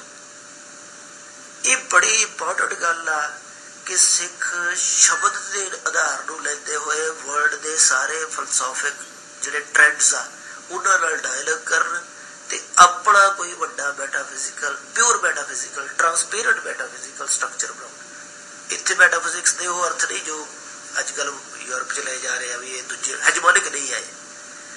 ਇਹ ਬੇਸਿਕਲੀ ਟਰਾਂਸਪੇਰੈਂਟ ਇੱਕ ਸਟਰਕਚਰ ਆ ਜਿਹੜਾ ਦੂਜੇ ਨੂੰ ਵੀ ਆਪਣੇ ਅੰਦਰ ਜਾਂ ਉਹਦਾ ਭਲਾ ਕਰਦਾ, ਉਹਦੇ ਵਿੱਚ ਹੀ ਆਪਣੀ ਪਰਫੈਕਸ਼ਨ ਦਾ ਕੋਈ ਪਾਰਦਰਸ਼ੀ ਰੂਪ ਬਣਦਾ ਹੈ। ਇਸ ਕਰਕੇ ਜਿਹੜੀ ਇਹ ਵਿਦਿਆ ਜਾਂ ਇਹ ਗਿਆਨ ਦੇ ਜਿਹੜੇ ਰੂਪ ਚੱਲਣ ਡਏ ਆ ਇਹ ਸਾਡਾ ਸਾਰੇ ਦੇ ਸਾਰੇ ਅੰਸ਼ਕ ਰੂਪ 'ਚ ਭਲਾ ਕਰਦੇ ਆ। ਸਾਰੇ ਗਰੁੱਪ ਹੀ ਮਹਾਰਾਜ ਨੂੰ ਡਿਵੋਟਡ ਆ, ਪਰ ਕਿਉਂਕਿ ਸਾਡਾ ਅਜੇ ਥਾਟ ਦਾ ਕੋਈ ਸਟਰਕਚਰ ਨਹੀਂ ਬਣਿਆ ਹੋਇਆ, ਇਸ ਕਰਕੇ ਅਸੀਂ ਥਾਟ ਰੂਪ 'ਚ ਬਹਿਸ ਰਹੇ ਹਾਂ। ਅਸੀਂ ਆਤਮਿਕ ਰੂਪ 'ਚ ਤਾਂ ਇੱਕ ਦੂਜੇ ਦੇ ਸਾਰੇ ਸ਼ਬਦ ਨੂੰ ਝੁਕੇ ਹੋਏ ਆ। ਇਸ ਕਰਕੇ ਕੋਈ ਪ੍ਰੋਬਲਮ ਵੀ ਨਹੀਂ ਹੈ।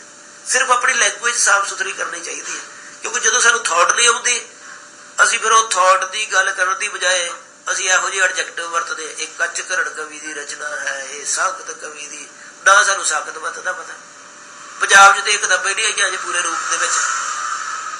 ਸਾਨੂੰ ਇਹਨਾਂ ਟ੍ਰੈਡੀਸ਼ਨ ਦਾ ਪੂਰਾ ਪਤਾ ਨਹੀਂ ਹੈ, ਨਾ ਹੀ ਸਾਡੇ ਸਿਲੇਬਸ ਦੇ ਵਿੱਚ ਕਿਤੇ ਅਸੀਂ ਪੰਜਾਬ 'ਚ ਇਹੋ ਜਿਹੇ ਇੰਸਟੀਟਿਊਸ਼ਨ ਦੇਖਦੇ ਜਿੱਥੇ ਇਹ ਸਾਰੀਆਂ ਪਰੰਪਰਾਵਾਂ ਪੜ੍ਹਾਈਆਂ ਜਾਂਦੀਆਂ ਹੋਣ, ਤੇ ਨਾ ਹੀ ਅਸੀਂ ਅਜੇ ਇਹ ਵੀ ਸੱਚੀ ਗੱਲ ਆ ਕਿ ਅਸੀਂ ਅਜੇ ਸਾਡੀ ਸਕਾਲਰਲੀ ਟ੍ਰੈਡੀਸ਼ਨ ਸਿੱਖਾਂ 'ਚ ਡਿਵੈਲਪ ਨਹੀਂ ਕਰ ਸਕਦੇ।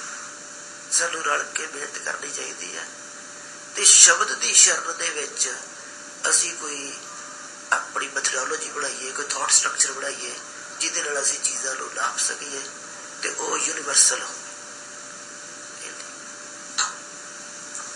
ਪ੍ਰੋਫੈਸਰ, ਜਿਹੜੀ ਅਕਾਲ ਤਖਤ ਸਾਹਿਬ ਦੀ ਸਰਵਉੱਚਤਾ ਦੀ ਤਾਂਘ ਸਿੱਖ ਮਨਾਂ ਵਿੱਚ ਹੈਗੀ ਹੈ, ਇਸ ਨੂੰ ਅਕਾਲ ਤਖਤ ਸਾਹਿਬ ਦੀ ਸਰਵਉੱਚਤਾ ਨੂੰ ਸਟੈਬਲਿਸ਼ ਕਰਨ ਲਈ ਕਿਹੜੇ ਕਦਮ ਤੁਸੀਂ ਸਮਝਦੇ ਹੋ ਕਿ ਵੀ ਆਉਣ ਵਾਲੇ ਸਮੇਂ 'ਚ ਸਾਨੂੰ ਲੈਣੇ ਪੈਣਗੇ ਜਾਂ ਉਹਨਾਂ ਤੋਂ ਬਗੈਰ ਅਸੀਂ ਇਸ ਕੰਮ ਨੂੰ ਸਿਰੇ ਨਹੀਂ ਚੜ੍ਹ ਸਕਦੇ? ਤੁਸੀਂ ਦੇਖੋ ਵੀ ਅਕਾਲ ਤਖਤ ਸਾਹਿਬ ਸਿੱਖ ਦੇ ਲਈ ਕੀ ਚੀਜ਼ ਆ, ਅਸੀਂ ਉਹਦੇ ਅੱਗੇ ਕਿਸ ਤਰ੍ਹਾਂ ਝੁਕਦੇ ਹਾਂ, ਕਿਸ ਤਰ੍ਹਾਂ ਉਹਦੇ ਪਿੱਛੇ ਅਸੀਂ ਵਿਛਦੇ ਹਾਂ। ਪਰ ਜੇ ਮੈਂ ਸਾਰੇ ਧਿਰਾਂ ਦੀ ਰਿਸਪੈਕਟ ਕਰਦੇ ਹੋਏ ਇੱਕ ਗੱਲ ਕਹਾਂ ਤੇ ਕੋਈ ਅਤਕਥਨੀ ਨਹੀਂ ਹੈ। ਅਕਾਲ ਤਖਤ ਸਾਹਿਬ ਦੇ ਉੱਤੇ ਅਜੇ ਤੱਕ 3 ਲੇਖ ਚੰਗੇ ਲਿਖੇ ਗਏ ਤੇ ਉਹ ਤਕਰੀਬਨ 17 ਸਫ਼ੇ ਬਣਦੇ। ਬਾਕੀ ਸਕਾਲਰਸ ਨੇ ਵੀ ਕੰਮ ਕੀਤਾ, ਮੈਂ ਉਹਨਾਂ ਦੀ ਵੀ ਰਿਸਪੈਕਟ ਕਰਦਾ। ਪਰ ਜੇ ਸੱਚਮੁੱਚ ਕੋਈ ਚੰਗੇ ਸਟੈਂਡਰਡ ਦੇ ਲੇਖ ਆ ਤੇ 3 ਲੇਖ, ਇੱਕ ਸਰਦਾਰ ਕਪੂਰ ਸਿੰਘ ਦਾ, ਇੱਕ ਜਸਵੀਰ ਸਿੰਘ ਆਹਲੂਵਾਲੀਏ ਦਾ, ਇੱਕ ਡਾਕਟਰ ਗੁਰਭਗਤ ਸਿੰਘ ਦਾ। ਇੰਨੇ ਕਿ ਸਾਡੇ ਅੰਦਰ ਅਕਾਲ ਤਖਤ ਨੂੰ ਵਰਲਡ ਲੈਵਲ ਤੇ ਉਹਦੀ ਸਰਵਉੱਚਤਾ ਐਸਟੈਬਲਿਸ਼ ਕਰਨ ਦੀ ਕੋਸ਼ਿਸ਼ ਹੋਈ।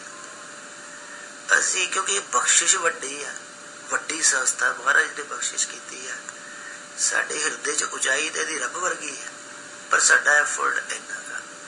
ਕੁਝ ਸਿੱਖ ਪੰਥ ਦੇ ਹਿਰਦੇ 'ਚ ਜਿਸ ਤਰ੍ਹਾਂ ਦੀ ਇਹ ਚੀਜ਼ ਵਸੀ ਹੋਈ ਹੈ ਉਹ ਲਾਮਿਸਾਲ ਆ। ਇਸ ਕਰਕੇ ਪਹਿਲੇ ਨੰਬਰ ਤੇ ਮੈਂ ਇਹੀ ਬੇਨਤੀ ਕਰਾਂਗਾ ਪੰਥ ਦੇ ਚਰਨਾਂ ਦੇ ਵਿੱਚ ਕਿ ਅਕਾਲ ਤਖਤ ਸਾਹਿਬ ਦੇ ਰਾਹੀਂ ਜਿਹੜਾ ਸਿੱਖ ਪੋਲੀਟੀਕਲ ਵਿਜ਼ਨ ਕਿਸ ਤਰ੍ਹਾਂ ਦਾ ਹੋਵੇ ਵਰਲਡ ਦੇ ਵਿੱਚ, ਇਹ ਗੱਲ ਨੂੰ ਫਰਕ ਸਮਝੋ। ਮੌਜੂਦਾ ਪੋਲੀਟੀਕਲ ਵਿਜ਼ਨ ਦੇ ਵਿਦਿਨ ਸਿੱਖ ਪੰਥ ਦੀ ਚੜ੍ਹਦੀ ਕਲਾ ਜਾਂ ਪੋਲੀਟੀਕਲ ਡੋਮੀਨੈਂਸ ਨੂੰ ਜਦੋਂ ਅਸੀਂ ਜ਼ੋਰ ਦਿੰਦੇ ਹਾਂ ਤਾਂ ਉਹਦਾ ਮਤਲਬ ਇਹ ਆ ਕਿ ਵਰਲਡ ਦੇ ਉੱਤੇ ਸੈਕੂਲਰ ਅਪਰੋਚ ਰਵੇ। ਇਹਦੇ 'ਚ ਸਾਨੂੰ ਜਿਹੜੇ ਕਿ ਗੁਰੂ ਗ੍ਰੰਥ ਸਾਹਿਬ ਨੂੰ ਮੰਨਣ ਵਾਲੇ ਜਾਂ ਇਹ ਸਿੱਖ ਕਲਚਰਲ ਕੰਟੈਕਸਟ ਵਾਲੇ ਲੋਕ ਆ, ਇਹਨਾਂ ਨੂੰ ਕੋਈ ਪੋਲੀਟੀਕਲ ਡਾਇਮੈਂਸ਼ਨ ਮਿਲ ਜੇ ਤੇ ਇਹ ਅਕਾਲ ਤਖਤ ਦੀ ਸਰਵਉੱਚਤਾ ਹੈ। ਮੇਰੇ ਖਿਆਲ ਦੇ ਵਿੱਚ ਇਹ ਅਕਾਲ ਤਖਤ ਦੀ ਯੂਨੀਵਰਸਲ ਲੈਵਲ ਦੀ ਸਰਵਉੱਚਤਾ ਨਹੀਂ ਹੈ, ਭਾਵੇਂ ਕਿ ਇੱਕ ਪੁਆਇੰਟ ਸਿੱਖ ਸੁਸਾਇਟੀ ਦੇ ਹੱਕ 'ਚ ਪੋਜ਼ਿਟਿਵ ਆ। ਇਹ ਤਾਂ ਹੀ ਸਰਵਉੱਚਤਾ ਹੋ ਸਕਦੀ ਹੈ, ਜਿਵੇਂ ਮੈਂ ਪਹਿਲਾਂ ਕਹਿ ਕੇ ਹਟਿਆ ਕਿ ਇਸ ਵੇਲੇ ਦਾ ਪੋਲੀਟੀਕਲ ਸੈਂਟਰ ਜਿਹੜਾ ਰਿਪਰੈਜ਼ੈਂਟ ਕਰ ਰਿਹਾ ਡੈਮੋਕ੍ਰੇਸੀ ਨੂੰ, ਵਾਈਟ ਹਾਊਸ। ਵਾਈਟ ਹਾਊਸ ਦੇ ਸਾਹਮਣੇ ਅਕਾਲ ਤਖਤ ਕਿਹੜਾ ਪੋਲੀਟੀਕਲ ਵਿਜ਼ਨ ਸਾਹਮਣੇ ਖੜਾ ਕਰਦਾ ਪਿਆ? ਉਹ ਪੋਲੀਟੀਕਲ ਵਿਜ਼ਨ ਕੀ ਆ? ਉਹ ਹਿੰਦੂ ਪੋਲਿਟੀ ਨਾਲੋਂ ਕਿਸ ਤਰ੍ਹਾਂ ਵੱਡਾ? ਉਹ ਵਰਲਡ ਦੀ ਮਾਡਰਨ ਸੈਕੂਲਰ ਪੋਲਿਟੀ ਨਾਲੋਂ ਕਿਸ ਤਰ੍ਹਾਂ ਵੱਡਾ? ਉਹ ਇਸਲਾਮਿਕ ਪੋਲਿਟੀ ਨਾਲੋਂ ਕਿਸ ਤਰ੍ਹਾਂ ਵੱਡਾ? ਜਾਂ ਮਾਡਰਨ ਪੋਲੀਟੀਕਲ ਥਾਟ ਦੇ ਮੁਤਾਬਕ ਉਹ ਕੀ ਆ, ਜਾਂ ਉਸ ਤੋਂ ਕਿਸ ਤਰ੍ਹਾਂ ਅਗਾਹ ਲੈ ਕੇ ਜਾਂਦਾ ਲਾਈਫ ਨੂੰ, ਤੇ ਲਾਈਫ ਦੇ ਅਧਿਆਤਮਿਕ ਜਲਵੇ ਨੂੰ ਧਰਤੀ ਦੇ ਉੱਤੇ ਕਿਸ ਤਰ੍ਹਾਂ ਉਹ ਫੀਡ ਕਰਾਉਂਦਾ? ਇਹ ਥਾਟ ਰੂਪ ਦੇ ਵਿੱਚ ਤਿਆਰ ਹੋਣਾ ਚਾਹੀਦਾ। ਇਸ ਕਰਕੇ ਇਹ ਜਿਹੜੇ ਲੋਕ ਜਿਹੜੇ ਸਿੱਖ ਬਾਹਰ ਜ਼ਿਆਦਾ, ਉਹਨਾਂ ਨੂੰ ਥੋੜਾ ਸੌਖ ਆ, ਥੋੜਾ ਜਿਹਾ ਇੱਥੇ ਸਾਡੇ ਪੰਜਾਬ 'ਚ ਹੋਰ ਤਰ੍ਹਾਂ ਦਾ ਪੋਲੀਟੀਕਲ ਜਿਹਾ ਮਾਹੌਲ ਆ, ਸਿੱਧਾ ਸਿੱਧਾ ਜਿਹਾ। ਬਾਹਰਲੇ ਸੀਰੀਅਸ ਗਰੁੱਪਾਂ ਨੂੰ ਇਹਦੇ ਤੇ ਸੈਮੀਨਾਰ ਕਰਾਉਣੇ ਚਾਹੀਦੇ, ਉੱਥੇ ਅਮਰੀਕਾ ਕੈਨੇਡਾ 'ਚ ਕਰਾਉਣ, ਵੱਡੇ ਸ਼ਹਿਰਾਂ 'ਚ ਕਰਾਉਣ, ਤੇ ਵਰਲਡ ਦੇ ਵੱਡੇ ਇੰਟੈਲੈਕਚੁਅਲਸ ਨੂੰ ਵਿੱਚ ਡਿਬੇਟ ਦੇ ਵਿੱਚ ਲਿਆਓ। ਜਿਹੜੀ ਮਾਡਰਨ ਵਰਲਡ ਦੀ ਪੋਲੀਟੀਕਲ ਥਾਟ ਦੇ ਵਿੱਚ ਜਿਹੜੇ ਜੈਨੂਅਲ ਸਕਾਲਰਸ ਜਿਹੜੀ ਡਿਬੇਟ ਕਰ ਰਹੇ ਆ ਕਿ ਇਹ ਸਿਸਟਮ ਕੀ ਕੰਟਰੀਬਿਊਟ ਕਰ ਰਿਹਾ, ਇਹਦੀਆਂ ਲਿਮਿਟੇਸ਼ਨਸ ਕੀ ਆ, ਜਾਂ ਇਹਨੇ ਅੱਜ ਤੱਕ ਕਿਸ ਤਰ੍ਹਾਂ ਦੀ ਦੇੜ ਦਿੱਤੀ ਆ, ਇਹਦੀਆਂ ਕਿੱਥੇ ਲੂਪ ਹੋਲਸ ਆ ਇਹਦੇ, ਜਾਂ ਕਿੱਥੇ ਵੀਕ ਆ, ਇਹ ਚਰਚਾ ਦੇ ਵਿੱਚ ਗੁਰੂ ਗ੍ਰੰਥ ਸਾਹਿਬ ਦਾ ਵਿਜ਼ਨ ਲੈ ਕੇ ਜਾਣ ਤੇ ਉਹਦੇ 'ਚੋਂ ਅਕਾਲ ਤਖਤ ਦਾ ਪੋਲੀਟੀਕਲ ਸਟੇਟਸ ਜਿਹੜਾ ਆ ਉਹਨਾਂ ਨੂੰ ਦਿਖਾਉਣ ਵੀ ਵਰਲਡ ਨੂੰ ਇਹ ਲੀਡ ਕਰਦਾ ਹੈ। ਇਹ ਚੀਜ਼ਾਂ ਜਿੰਨਾ ਚਿਰ ਨਹੀਂ ਹੋਣਗੀਆਂ ਉਹਨਾਂ ਚਿਰ ਅਸੀਂ ਸੈਕੂਲਰ ਪੋਲਿਟੀ ਦੇ ਡੋਮੀਨੈਂਸ ਦੇ ਥੱਲੇ ਅਕਾਲ ਤਖਤ ਨੂੰ ਮੰਨਦੇ ਹੋਏ ਸਿੱਖ ਕਲਚਰਲ ਕੰਟੈਕਸਟ ਵਾਲੀ ਸਿੱਖ ਕੌਮ ਨੂੰ ਕੁਝ ਸਪੈਸ਼ਲ ਸਟੇਟਸ ਦੀ ਤਲਾਸ਼ ਕਰ ਰਹੇ ਆ, ਤੇ ਅਕਾਲ ਤਖਤ ਵੀ ਉਹਦਾ ਕਰੂ। ਤੇ ਇਸ ਵੇਲੇ ਤੁਸੀਂ ਦੇਖੋ ਜੋ ਵੀ ਵਰਲਡ ਦਾ ਪੋਲੀਟੀਕਲ ਸੀਨ ਦੇਖੋ, ਜਿਹੜੇ ਇੰਡੀਪੈਂਡੈਂਟ ਕੰਟਰੀ ਆ ਉਹ ਵੀ ਇੰਡੀਪੈਂਡੈਂਟਲੀ ਗਏ, ਉਹਨਾਂ ਦੀ ਆਪਣੀਆਂ ਟ੍ਰੈਡੀਸ਼ਨਸ ਨੇ, ਸੈਕੂਲਰਿਜ਼ਮ ਦੇ ਥੱਲੇ ਡਾਇਲੌਗ ਚਾਹੀਏ ਦੀਆਂ ਟੁੱਟ ਵੀ ਰਹੀਆਂ, ਕਈ ਕੁਝ ਹੋ ਰਿਹਾ। ਸਾਨੂੰ ਇਹ ਡਾਇਲੌਗ ਪੈਦਾ ਕਰਨਾ ਚਾਹੀਦਾ, ਬਾਕੀ ਸਾਰੇ ਸੁਧਾਰ ਇਹਦੇ ਥੱਲੇ। ਦੂਜਾ ਵੀ ਅਕਾਲ ਤਖਤ ਸਾਹਿਬ ਦੇ ਜਥੇਦਾਰ ਦੀ ਚੋਣ ਜਿਹੜੀ ਆ, ਇਹਦੇ ਵਿੱਚ ਜਿਹੜੇ ਸਾਰੇ ਗਰੁੱਪਸ ਆ ਜਿਹੜੇ ਪੰਥ ਦੇ, ਇਹਨਾਂ ਨੂੰ ਨਾਲ ਲੈ ਕੇ ਚੱਲਣਾ ਚਾਹੀਦਾ ਹੈ। ਤੇ ਮੇਰੇ ਖਿਆਲ ਇਹਦੇ ਵਿੱਚ ਨਿਰਮਲ ਪੰਥ ਜਿਹੜਾ ਆਪਣਾ, ਜਿਹੜਾ ਉਦਾਸੀ ਪੰਥ ਆ, ਸੇਵਾ ਪੰਥ ਆ, ਖਾਲਸਾ ਪੰਥ ਦੇ ਸਾਰੇ ਰੂਪ ਜਿਹੜੇ ਆ, ਜਿਹੜੇ ਅਜੋਕੇ ਜਿਹੜੇ ਸਮਾਜ ਦੇ ਵਿੱਚ ਸਿੱਖਾਂ ਦੇ ਵੱਡੇ ਰੂਪ ਆ, ਤੇ ਜਿਹੜੇ ਖਾਸ ਕਰਕੇ ਇਸ ਵੇਲੇ ਜਿਹੜੇ ਚਰਚਾ ਦੇ ਵਿੱਚ ਜਿਹੜੇ ਮਲੇਸ਼ੀਆ ਦੇ ਸਿੱਖ ਆ ਉਹ ਨਹੀਂ ਅਸੀਂ ਵਿੱਚ ਪਾਰਟੀਸਪੇਟ ਕਰਾਉਂਦੇ। ਜਿਹੜੇ ਅਫਰੀਕਾ ਦੇ ਸਿੱਖ ਆ ਜਿਹਨਾਂ ਦੇ ਕੇਸ ਵੀ ਸਾਹਮਣੇ ਹੋਏ ਆ, ਅਸੀਂ ਉਹਨਾਂ ਦਾ ਨਾਂ ਹੀ ਨਹੀਂ ਲੈਂਦੇ। ਜਿਹੜੇ ਵੱਧ ਏਸ਼ੀਆ ਦੇ ਵਿੱਚ ਜਿਹੜੇ ਅਰਬ ਕੰਟਰੀਜ਼ ਦੇ ਵਿੱਚ ਜਿਹੜੇ ਕਿਰਤੀ ਸਿੱਖ ਗਏ ਆ ਜਿਹੜੇ, ਉਹਨਾਂ ਦੇ ਵਿੱਚ ਨਾ ਹੀ ਨਹੀਂ ਆਉਂਦਾ। ਇਹਨਾਂ ਨੂੰ ਸਾਰੇ ਗਰੁੱਪਸ ਨੂੰ ਜਿੱਥੇ ਜਿੱਥੇ ਬੈਠੇ ਉਹਨਾਂ ਦੇ ਹਿਸਾਬ ਨਾਲ ਇਹਦੀ ਚੋਣ ਦੇ ਵਿੱਚ ਕੋਈ ਆਜ਼ਾਦ ਰੂਪ ਲੱਭਣਾ ਚਾਹੀਦਾ। ਇਹਦੇ ਨਾਲ ਵੀ ਇਹਦਾ ਬਿਲਕੁਲ ਆਜ਼ਾਦ ਰੂਪ ਤਾਂ ਨਹੀਂ ਪ੍ਰਗਟ ਹੋਊਗਾ, ਆਜ਼ਾਦ ਰੂਪ ਤੇ ਉਸ ਡਾਇਲੌਗ ਨਾਲ ਹੀ ਹੋਊਗਾ, ਪਰ ਮੌਜੂਦਾ ਸਿਚੁਏਸ਼ਨਸ ਦੇ ਵਿੱਚ ਬੈਟਰ ਰਿਜ਼ਲਟ ਕੱਢਣੇ ਹੋਣ ਤਾਂ ਇਹ ਵਿਧੀ ਜਿਹੜੀ ਹੈ ਇਹ ਜ਼ਿਆਦਾ ਕਾਰਗਰ। ਫਿਰ ਸਰ ਜਿਸ ਧਾਰਾ ਦੀ ਅਸੀਂ ਹੁਣੇ ਗੱਲ ਕੀਤੀ ਹੈ, ਜਿਹੜੇ ਪ੍ਰੋਟੈਸਟੈਂਟ ਕ੍ਰਿਸਚਨਿਜ਼ਮ ਜਾਂ ਹੈਵੈਲੀਅਨ ਕਲਚਰ ਵਿੱਚੋਂ ਜਾਂ ਉਸ ਵੇ ਆਫ ਥਾਟ ਵਿੱਚੋਂ ਨਿਕਲੀਆਂ ਨੇ, ਜਿਸ ਨੂੰ ਮੌਜੂਦਾ ਰੂਪ 'ਚ ਅਸੀਂ ਸਿੰਘ ਸਭਾ ਲਹਿਰ ਤੋਂ ਹੁੰਦਾ ਆ ਸਟੱਡੀ ਸਰਕਲ ਜਾਂ ਮਿਸ਼ਨਰੀ ਕਾਲਜ ਦੀ ਫਿਲਾਸਫੀ ਤੋਂ ਹੁਣ ਜਿਹੜਾ ਰੂਪ ਸਾਹਮਣੇ ਆ ਰਿਹਾ, ਜਿਸ ਨੂੰ ਕਿ ਇਸ ਸਮੇਂ ਫੇਸ ਕਰਨਾ ਹੀ ਬਹੁਤ ਮੁਸ਼ਕਿਲ ਹੋ ਰਿਹਾ। ਇਸ ਰੂਪ ਦੀ ਇਹ ਸੋਚ ਹੈ ਕਿ ਦੂਸਰਾ ਰੂਪ ਜਿਹੜਾ, ਜਿਸ ਨੂੰ ਅਸੀਂ ਨਿਰਮਲ ਸੰਪਰਦਾ ਤੋਂ ਜਾਂ ਹੋਰ ਹਿਸਟਰੀ ਦੇ ਨਜ਼ਰੀਏ ਤੋਂ ਜਿਹੜੇ ਦੇਖਣ ਵਾਲੇ ਲੋਕ ਨੇ, ਉਹ ਸਿੱਖ ਧਰਮ ਦਾ ਸਨਾਤਨੀਕਰਨ ਕਰਨਾ ਚਾਹੁੰਦੇ ਹੈ। ਇਹ ਇੱਕ ਬੜਾ ਅਜੀਬ ਕਿਸਮ ਦਾ ਜਿਹੜਾ, ਜਿਸ ਨੂੰ ਮੈਂ ਕਹਾਂ ਕਿ ਲਾਇਆ ਗਿਆ ਇਲਜ਼ਾਮ ਕਹਿ ਲਵਾਂ ਜਾਂ ਉਹਨਾਂ ਦੀ ਸੋਚ ਦਾ ਕੋਈ ਨਜ਼ਰੀਆ ਕਹਿ ਲਵਾਂ, ਇਹ ਕਿਤੇ ਤੱਕ ਠੀਕ ਹੈ ਜਾਂ ਇਸ ਦੇ ਅੰਤਰ ਸੰਬੰਧ ਕਿੱਥੇ ਖੜੇ? ਪਹਿਲਾਂ ਤਾਂ ਇਹ ਗੱਲ ਸਮਝਣੀ ਚਾਹੀਦੀ ਹੈ ਕਿ ਜਿਹੜੇ ਗਰੁੱਪਸ ਆ, ਇਹਨਾਂ ਦੇ ਆਧਾਰਾਂ ਦੀ ਜਿਹੜੀ ਇੱਕ ਪੋਜ਼ੀਟਿਵ ਡਿਮੈਂਸ਼ਨ ਇਹ ਆ, ਜਿਹੜੀ ਕਿ ਬੜੀ ਮਤਲਬ ਕਿ ਜ਼ੋਰਾਵਰ ਰੂਪ ਦੇ ਵਿੱਚ ਸਮਝਣੀ ਚਾਹੀਦੀ ਹੈ। ਇਹਨਾਂ ਦੇ ਜਿਹੜੇ ਫਲਸਫਿਕ ਆਧਾਰ ਆ, ਇਹਨਾਂ ਦੀ ਪ੍ਰੈਕਟਿਸ ਦੇ ਨਹੀਂ ਜਾਂ ਇੱਕ ਲੌਜਿਕ ਦੇ ਰਹੇ, ਜਿਹੜੇ ਇਹਨਾਂ ਦੀ ਪੋਜੀਸ਼ਨ ਬਣਦੀ ਹੈ ਜਿਹੜੀ ਗਰਾਊਂਡ ਤੇ, ਉਹ ਇਹ ਬਣਦੀ ਹੈ ਕਿ ਇਹਨਾਂ ਦੇ ਓਪੋਨੈਂਟ ਵੀ ਜਿਹੜੀ ਚੀਜ਼ ਨੂੰ ਇਹ ਅਟੈਕ ਕਰਨਾ ਚਾਹੁੰਦੇ ਆ ਜਾਂ ਜਿਸ ਤੋਂ ਬਚਣ ਕੇ ਇਹ ਆਪਣੀ ਅਪਰੋਚ ਲੱਭ ਰਹੇ ਆ, ਉਹ ਜਿਹੜਾ ਟ੍ਰੈਡੀਸ਼ਨਲ ਰੂਪ ਆ, ਸਾਡੀ ਟ੍ਰੈਡੀਸ਼ਨ ਦੀ ਸ਼ੁੱਧ ਸਪਿਰਿਚੁਅਲਿਟੀ ਦਾ ਬੈਲੈਂਸ ਪੰਜਾਬ ਦੇ ਰੇਸ਼ੀਅਲ ਫਿਨੋਮੀਨੇ ਨੇ ਆਪਣੀ ਰੇਸ਼ੀਅਲਿਟੀ ਦੇ ਮਿਲਵੇਂ ਭਾਵਾਂ ਦੇ ਅਧੀਨ ਕੀਤਾ ਹੋਇਆ। ਇਸ ਕਰਕੇ ਸਾਡੇ ਕੋਲ ਟ੍ਰੈਡੀਸ਼ਨਲ ਰੂਪਾਂ ਦੀ ਸ਼ੁੱਧਤਾ ਗੁੰਮ ਚੁੱਕੀ ਹੈ ਤੇ ਉਹ ਮਿਕਸ ਹੋ ਚੁੱਕੀ ਹੈ ਉਹਨਾਂ ਰੇਸ਼ੀਅਲ ਕੌਨਸ਼ੀਅਸਨੈਸ ਦੇ ਵਰਤਾਰਿਆਂ ਦੇ ਵਿੱਚ, ਤੇ ਉਹ ਸਾਈਕੀ ਉਹਦੇ ਵਿੱਚ ਇੰਨੇ ਬਰੀਕੀ ਤਰ੍ਹਾਂ ਵੜ ਚੁੱਕੀ ਹੈ ਤੇ ਉਹਤੇ ਕਬਜ਼ ਹੋ ਚੁੱਕੀ ਹੈ ਕਿ ਉਹਦੇ ਵਿੱਚੋਂ ਗੁਰੂ ਦੇ ਰੂਪ ਦੀ, ਸਿੱਖੀ ਦੇ ਰੂਪ ਦੀ ਸ਼ੁੱਧਤਾ ਨੂੰ ਉਜਾਗਰ ਕਰਨਾ ਕਾਫੀ ਔਖਾ।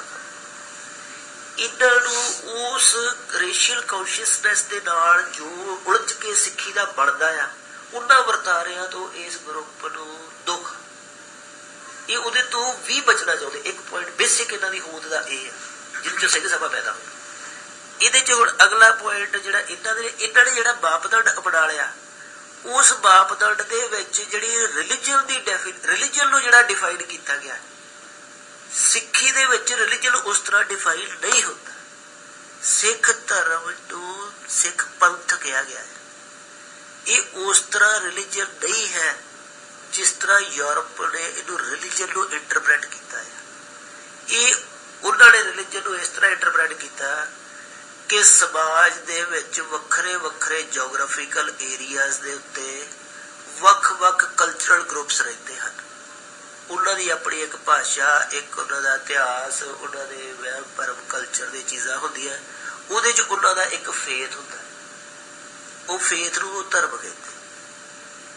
ਇਸ ਧਰਮ ਦੀ ਵਿਆਖਿਆ ਦੇ ਵਿੱਚ ਧਰਮ ਲਫ਼ਜ਼ ਖਾਸ ਜੀਓਗ੍ਰਾਫੀਕਲ ਏਰੀਏ ਦੇ ਲੋਕਾਂ ਦੀ ਇੱਕ ਧਰਤੀ ਤੇ ਸਾਂਝੀ ਹਿਸਟਰੀ, ਸਾਂਝੇ ਦੁੱਖਾਂ ਸੁੱਖਾਂ 'ਚੋਂ ਨਿਕਲਿਆ ਹੋਇਆ ਇੱਕ ਵਿਸ਼ਵਾਸ ਹੈ। ਇਹ ਜਿਹੜਾ ਧਰਮਾਂ ਦੀ ਵਿਆਖਿਆ ਹੋਈ ਆ, ਇਹ ਇਸ ਤਰ੍ਹਾਂ ਹੋ ਗਈ ਅੰਗਰੇਜ਼ਾਂ ਤੋਂ ਬਾਅਦ। ਸਾਡੇ ਇਸ ਧਰਤੀ ਦੇ ਉੱਤੇ ਧਰਮਾਂ ਦੀ ਵਿਆਖਿਆ ਇਸ ਤਰ੍ਹਾਂ ਨਹੀਂ ਹੈ। ਤੁਸੀਂ ਇਸਲਾਮ ਦੇ ਵਿੱਚੋਂ ਈਸਾ ਨੂੰ ਬਾਹਰ ਕੱਢ ਸਕਦੇ?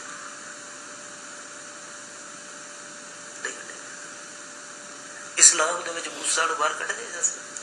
ਨਹੀਂ ਕੱਢੇ ਜਾ ਸਕਦੇ। ਸਾਡੀ ਧਰਮ ਦੀ ਜਿਹੜੀ ਜਿੱਥੇ ਧਰਮ ਕਮਾਏ ਗਏ, ਅਸੀਂ उस धरती दे लोकां दी धर्म की व्याख्या ते लै नहीं रहे। जिथे धर्म नहीं कमाया गया यूरोप दे विच, उत्थों दी असी सोशल एंथ्रोपोलॉजिकल ते कल्चरल व्याख्या लैनी। उन्होंने लगता भी आ हिंदू आ सिख आ। भाई बाबा कबीर जी नूं की रखिए, बाबा फरीद जी नूं की रखिए। साडी जिहड़ी धर्म की व्याख्या आ वो है कि शब्द की कमाई जिहड़ी है किहड़े हिरदे च किन्नी प्रकाशित हुई है, किहड़ी परंपरा च किन्नी प्रकाशित हुई है। शब्द का सेंटर ये पंथ आ, डराला पंथ वखरा होर चीज है, डराला होर चीज। ये वखरे की जिहड़ी जड़ी हुई है ना, इनू वधाया ये कि क्योंकि हिंदुआ ने भी ये अप्रोच अपना ली। हिंदू ग्रुप्स ने हिगलियन उन्होंने भी लग्या भी असी इन्हों तो वखरे, ये इन्हों तो वखरे। इन्होंने मुस्लिम लीग ने भी अपना ली, उन्होंने भी वखरा वखरा हो गया। शब्द की साझी रूहानीयत की व्याख्या सिख ने अजे रिलीजन की डेफिनेशन नहीं दी, इन्हें उन्होंने की मांग भी अपनाई हुई है। इस करके जदों कोई इस धरती जिवें हुण बाबा फरीद साहब दे विच आउंदा बेदवाजा कुत्तिया इहदा भली रीत कबहू चलना आया पंजे वक्त मसीत। इस भगती नूं गुरु ग्रंथ साहिब दे विच की कहीए जदों ये गाई जाती दरबार साहिब जब महाराज दे देह च आउंदी है, साडे ते दा की असर होवे? साडे ते नमाज वर्गा ही असर होंदा। महाराज नमाज पढ़ते चले भी गए सीगे मस्जिद, भावें वो कौतुक दे विच आ, पर महाराज दे कदम मस्जिद दे विच रिस्पैक्ट च गए। सुल्तानपुर दी साखी है, उत्थे काजी जिहड़ा घोड़ी दा बच्चा निकले, भावें महाराज कौतुक च जा रहे हैं पर उसकी रिस्पैक्ट भी नाल ही। मुस्लिम फकीरां दी रिस्पैक्ट बाबा फरीद साहब दे राही साहब जाऊंदे, असीं उहदी रिस्पैक्ट करदे जिहड़े ये रिलीजन दे। इस करके गुरु ग्रंथ साहिब एक विश्व धर्मां दा केंद्र बनदा। ਉਹਦੇ ਵਿੱਚ ਜਿਹੜੀਆਂ ਟ੍ਰੈਡੀਸ਼ਨਸ ਆ ਉਹਨਾਂ 'ਚ ਜਿਹੜੀ ਸ਼ਬਦ ਦੀ ਕਮਾਈ ਦੇ ਹਿੱਸੇ ਉਹ ਆਉਂਦੇ। ਇਹਨਾਂ ਨੇ ਕਿਉਂਕਿ ਰਿਲੀਜਨ ਦੀ ਡੈਫੀਨੇਸ਼ਨ ਗਲਤ ਲਾ ਲਈ ਤੇ ਜਿਹੜਾ ਹਿੰਦੂ ਸਨਾਤਨੀ ਗਰੁੱਪਾਂ ਦੇ ਵਿੱਚੋਂ ਵੱਖਰੇ ਜਾਗਰਤੀ ਵਾਲੇ ਗਰੁੱਪ ਨਿਕਲੇ, ਸੁਧਾਰਕ ਗਰੁੱਪ ਨਿਕਲੇ, ਉਹ ਵਿਗੜਦੇ ਹੋਰ ਪਾਸੇ ਜਾ ਰਹੇ ਆ। ਉਹਨਾਂ ਦੇ ਵਿੱਚੋਂ ਵਿਸ਼ਵ ਹਿੰਦੂ ਪਰਿਸ਼ਦ, RSS ਤੇ ਹੋਰ ਤਰ੍ਹਾਂ ਦੀਆਂ ਪੋਲੀਟੀਕਲ ਉਹਨਾਂ ਦੇ ਆਪਣੇ ਰੋਗ ਆ, ਸਾਡੇ ਆਪਣੇ ਰੋਗ ਆ। ਪਰ ਇਹਨਾਂ ਦੋਵਾਂ ਦਾ ਸਾਂਝਾ ਰੋਗ ਇਹ ਆ ਕਿ ਇਹਨਾਂ ਨੇ ਕਲੋਨੀਅਲ ਡਿਸਕੋਰਸ ਦੀ ਇੰਟਰਪ੍ਰੀਟੇਸ਼ਨ ਨੂੰ ਅਪਣਾਇਆ ਹੋਇਆ। इस करके सिखां नूं की चाहिए? सिखां नूं ये चाहिए जिहड़ियां जागृति तो बाद दी लहरां आ उन्हां नूं उन्हां दे आधारां दी इतिहास दे विच कंट्रीब्यूशन करके रिस्पैक्ट करते हुए उन्हां दीयां लिमिटेशनस नूं उजागर करन। अज हिंदू समाज च जिहड़े सनातनी ग्रुप वाले बंदे आ उन्हां नूं अपणियां जागृति लहरां दीयां लिमिटेशनस देखदे होए जो उन्हां दी कंट्रीब्यूशन आ ओह देखण। ये दोवें रिलीजन नूं फैलाउण वाले नहींगे, ये वैर विरोधां वाले ही है एक दूजे ते ये मसला असीं डोमीनेट करा दिंदे अपनी पुरानी स्पिरिट दे उत्ते। अज जिहड़ी हिंदू ते सनातनी स्पिरिट दी ब्यूटी आ उहनूं विश्व हिंदू परिषद खा रही है। हिंदू स्पिरिट दा जिन्ना नुकसान सनातनी ट्रेडिशन कर रही है, विश्व हिंदू परिषद RSS दा जिहड़ा वो भी हिस्टरी दे नियम दे विच आ चुका, जबकि हिंदू हिस्टरी लफ्ज ही नहीं है, उन्हां दी स्पिरिचुअलिटी दा रैलम वड्डा है। ये सारिया जागृति तो बाद दी लहरां इतिहासक कंटैक्सट दे विच इन्हां दी लिमिटेड कंट्रीब्यूशन आ, इतिहासक कंटैक्सट इन्हां दे खत्म हो चुके आ ते ये नफरतां दे जहान धरती ते पैदा कर रही है। इस करके जिहड़ा आ स्टडी सर्कल वड्डा डायलॉग नहीं पैदा कर रहा, भावें ये सिंसीयर ते ये RSS नहीं है, ये ईवल नहीं है, इहदे च भोले बंदे ते भले मुंडे इन्हां दे विच ते काफ़ी वहम भरम दूर भी कर रहे हैं। ये खास तरह जी उन्हां ग्रुपां च भी जेन्युइन बंदे होणगे पर उन्हां दी मैथडोलॉजी दी वीकनेसिस आ, उन्हां दी अपनी आत्मा की कमाई चों जागियां होईयां। साडा डायलॉग बेसिकली ये आ उधरले सनातन की प्योरिटी ते साडे शब्द की प्योरिटी, इहदा बैलेंस्ड डायलॉग धरती ते चलना ते जिहड़ी सनातन दे विच जिहड़ी गुरु ग्रंथ साहिब ने शब्द की ब्यूटी जे आई है कोई उहनूं गुरु ग्रंथ साहिब दे विच थां मिलिया, जिवें इस्लाम दे विच जिहड़ी ब्यूटी आई है सूफियां दे विच बाबा फरीद नूं थां मिलिया। ये जिहड़ा बावदान है भी ये किधर चल जाएंगे, ये सनातनी बना देंगे। ये बेसिकली इन्हां दोवां परंपरावां दा ही विरोध आ जिहड़ी जागृति लहर तो बाद आई है। ये सनातनी बनाउण थोड़ी इन्हां नूं चिड़, क्योंकि उस जिहड़े है ना ये तो सनातनी नूं बनते ही नहीं, ठीक है ना। ਇਸ ਕਰਕੇ ਜਿਹੜਾ ਮੇਰਾ ਖਿਆਲ ਹੈ ਇਹ ਇਲਜ਼ਾਮ ਇਹ ਸਦਸੜੀ ਉਹ ਬੰਦੇ ਫੈਲਾ ਰਹੇ ਆ ਜਿਨ੍ਹਾਂ ਕੋਲ ਸ਼ਬਦ ਦੀਆਂ ਵੱਡੀਆਂ ਆਤਮਾ ਦੇ ਲੈਵਲ ਦੀਆਂ ਰਿਲਾਈਜੇਸ਼ਨਸ ਵਾਲਾ ਥਾਟ ਪ੍ਰੋਸੈਸ ਨਹੀਂ ਹੈ, ਤੇ ਸਦਸੜੀ ਜਿਹੜੇ ਸੁਪਰਫਿਸ਼ੀਅਲ ਤਣਾਅ ਪੈਦਾ ਹੋਏ ਦੇ ਆ ਉਧਰ ਵੀ ਬੜਾ ਵੱਡਾ ਹਜੂਮ ਇਗਨੋਰੈਂਟ ਆ, ਸਾਡੇ ਵੀ ਬੜਾ ਵੱਡਾ ਹਜੂਮ ਇਗਨੋਰੈਂਟ ਆ। ਉਹ ਇਗਨੋਰੈਂਸ ਨਾਲ ਭਿੜ ਕੇ ਹੀ ਧਰਮਾਂ ਦੇ ਫੈਸਲੇ ਕਰ ਰਹੀ ਆ, ਗੁਰੂਆਂ ਦੇ ਰਾਹ ਬਦਲਦੀ ਪਈ ਆ ਤੇ ਸਖਤਾਂ ਦੇ ਮਾਰਗ ਨੂੰ ਬਦਲਣ ਦੀ ਕੋਸ਼ਿਸ਼ ਕਰ ਰਹੀ ਆ। ਤੁਸੀਂ ਦੇਖੋ ਇਸ ਧਰਤੀ ਦੀ ਇਸ ਏਜ ਦੀ ਰੂਹਾਨੀਅਤ ਦਾ ਦੁਗਲਾ ਕਿੰਨਾ ਨਿਕਲਿਆ ਕਿ ਉਹ ਧਿਰਾਂ ਜਿਨ੍ਹਾਂ ਦੇ ਰੂਟ ਹੀ ਸਪਿਰਚੁਅਲ ਨਹੀਂ ਗਏ ਉਹ ਧਿਰਾਂ ਧਰਤੀ ਦੇ ਫੈਸਲੇ ਕਰ ਰਹੀ ਹੈ ਤੇ ਦੂਸ਼ਣ ਲਾ ਕੇ ਇੱਕ ਦੂਜੇ ਦੇ ਉੱਤੇ ਇੱਕ ਦੂਜੇ ਦੀ ਨਿਰਾਦਰ ਕਰ ਰਹੀ। ਇਸ ਕਰਕੇ ਜਿਹੜੀ ਹੈ ਜਿਵੇਂ ਅਸੀਂ ਲਿਟਰੇਚਰ ਪੜ੍ਹਦੇ ਹਾਂ ਵਰਲਡ ਦਾ, ਜ਼ਰੂਰੀ ਥੋੜਾ ਵੀ ਉਹ ਗੁਰੂ ਗ੍ਰੰਥ ਸਾਹਿਬ ਦੇ ਵਿੱਚ ਮੈਂਸ਼ਨ ਹੋਵੇ। ਅਸੀਂ ਫਿਲਮਾਂ ਦੇਖਦੇ ਹਾਂ ਵਰਲਡ ਦੀਆਂ, ਸਾਨੂੰ ਚੰਗੀਆਂ ਲੱਗਦੀਆਂ। ਅਸੀਂ ਦਰਖਤ ਦੇਖਦੇ ਹਾਂ ਬਗਾਨੀ ਧਰਤੀ ਦੇ, ਸਾਨੂੰ ਚੰਗੇ ਲੱਗਦੇ। ਐਜੀ ਧਰਮਾਂ ਦੇ ਅਸੀਂ ਮੁਹੰਮਦ ਸਾਹਿਬ ਦੀ ਲਾਈਫ ਪੜ੍ਹਦੇ ਹਾਂ, ਉਹਦੀ ਕਿੰਨੀਆਂ ਬਿਊਟੀਫੁਲ ਗੱਲਾਂ। ਮੁਹੰਮਦ ਸਾਹਿਬ ਦੇ ਗਲ ਦੇ ਵਿੱਚ ਜਦੋਂ ਨਮਾਜ਼ ਪੜ੍ਹਦੇ ਸੀ ਇੱਕ ਬੰਦੇ ਨੇ ਫੰਦਾ ਪਾ ਕੇ ਉਹਨਾਂ ਨੂੰ ਕੰਮ ਵਿੱਚ ਖਿੱਚਣਾ ਸ਼ੁਰੂ ਕਰ ਦਿੱਤਾ। ਮੁਹੰਮਦ ਸਾਹਿਬ ਨੇ ਉਹਦੇ ਲਈ ਬੜਾ ਵਚਨ ਨਹੀਂ ਬੋਲਿਆ। ਜਦੋਂ ਅਸੀਂ ਇਹ ਗੱਲ ਸੁਣਦੇ ਹਾਂ ਸਾਡੇ ਤੇ ਤਾਂ ਪੋਜ਼ਿਟਿਵ ਅਸਰ ਹੁੰਦਾ। ਐਜੀ ਧਰਤੀ ਦੇ ਲਿਟਰੇਚਰ ਦਾ ਸਾਡੇ ਤੇ ਪੋਜ਼ਿਟਿਵ ਅਸਰ ਹੁੰਦਾ। ਜਿਹੜੀ ਦੂਜਿਆਂ ਦੀ ਕਮਾਈ ਉਹ ਵੀ ਸਾਡੀ ਕਮਾਈ। ਇਸ ਕਰਕੇ ਜਿਹੜਾ ਇਹ ਇਲਜ਼ਾਮ ਆ ਕਿ ਇਹ ਸਨਾਤਨੀ ਕਰਨ ਜਾ ਰਹੇ ਆ, ਮੇਰੇ ਖਿਆਲ ਦੇ ਵਿੱਚ ਹੋ ਸਕਦਾ ਕਿ ਸੰਤਮਤ ਦੇ ਉਹ ਬੰਦੇ ਜਿਨ੍ਹਾਂ ਨੂੰ ਆਪਣੇ ਬੇਸ ਦੀ ਪੂਰੀ ਕਲੈਰਿਟੀ ਨਹੀਂ ਹੈ ਉਹ ਕਰ ਵੀ ਰਹੇ ਹੁਣ, ਪਰ ਦਸਮ ਗ੍ਰੰਥ ਨੂੰ ਜਿਹੜੇ ਜਾਗਰਤ ਰੂਪ ਦੇ ਵਿੱਚ ਸ਼ਬਦ ਦੀ ਸੇਵਾ ਵਾਲਾ ਪਸਾਰ ਦੇ ਵਿੱਚ ਦੇਖ ਰਹੇ ਆ ਉਹ ਬੰਦੇ ਇਸ ਤਰ੍ਹਾਂ ਨਹੀਂ ਕਰ ਰਹੇ। ਇਹਨਾਂ ਦੇ ਇਲਜ਼ਾਮ ਦਾ ਕਾਰਨ ਇਹਨਾਂ ਦੇ ਆਪਣੀ ਰਿਲੀਜਨ ਦੀ ਇੰਟਰਪ੍ਰੀਟੇਸ਼ਨ ਜਿਹੜੀ ਕਿ ਕਲਚਰਲ ਤੇ ਐਥਰੋਪੋਲੋਜੀਕਲ ਆ ਉਹਦੇ ਕਾਰਨ ਇਹਨਾਂ ਨੂੰ ਲੱਗ ਰਿਹਾ ਆ। ਸਾਡੀ ਇਹਨਾਂ ਨੂੰ ਬੇਨਤੀ ਹੈ ਵੀ ਆਪਣੀ ਧਰਮ ਦੀ ਵਿਆਖਿਆ ਨੂੰ ਥੋੜ੍ਹਾ ਜਿਹਾ ਠੀਕ ਕਰਨ, ਉਹਨੂੰ ਪੰਥ ਵਾਲੀ ਵਿਆਖਿਆ ਚ ਲਿਆਉਣ, ਨਿਰਾਲੇ ਪੰਥ ਵਾਲੀ ਵਿਆਖਿਆ ਚ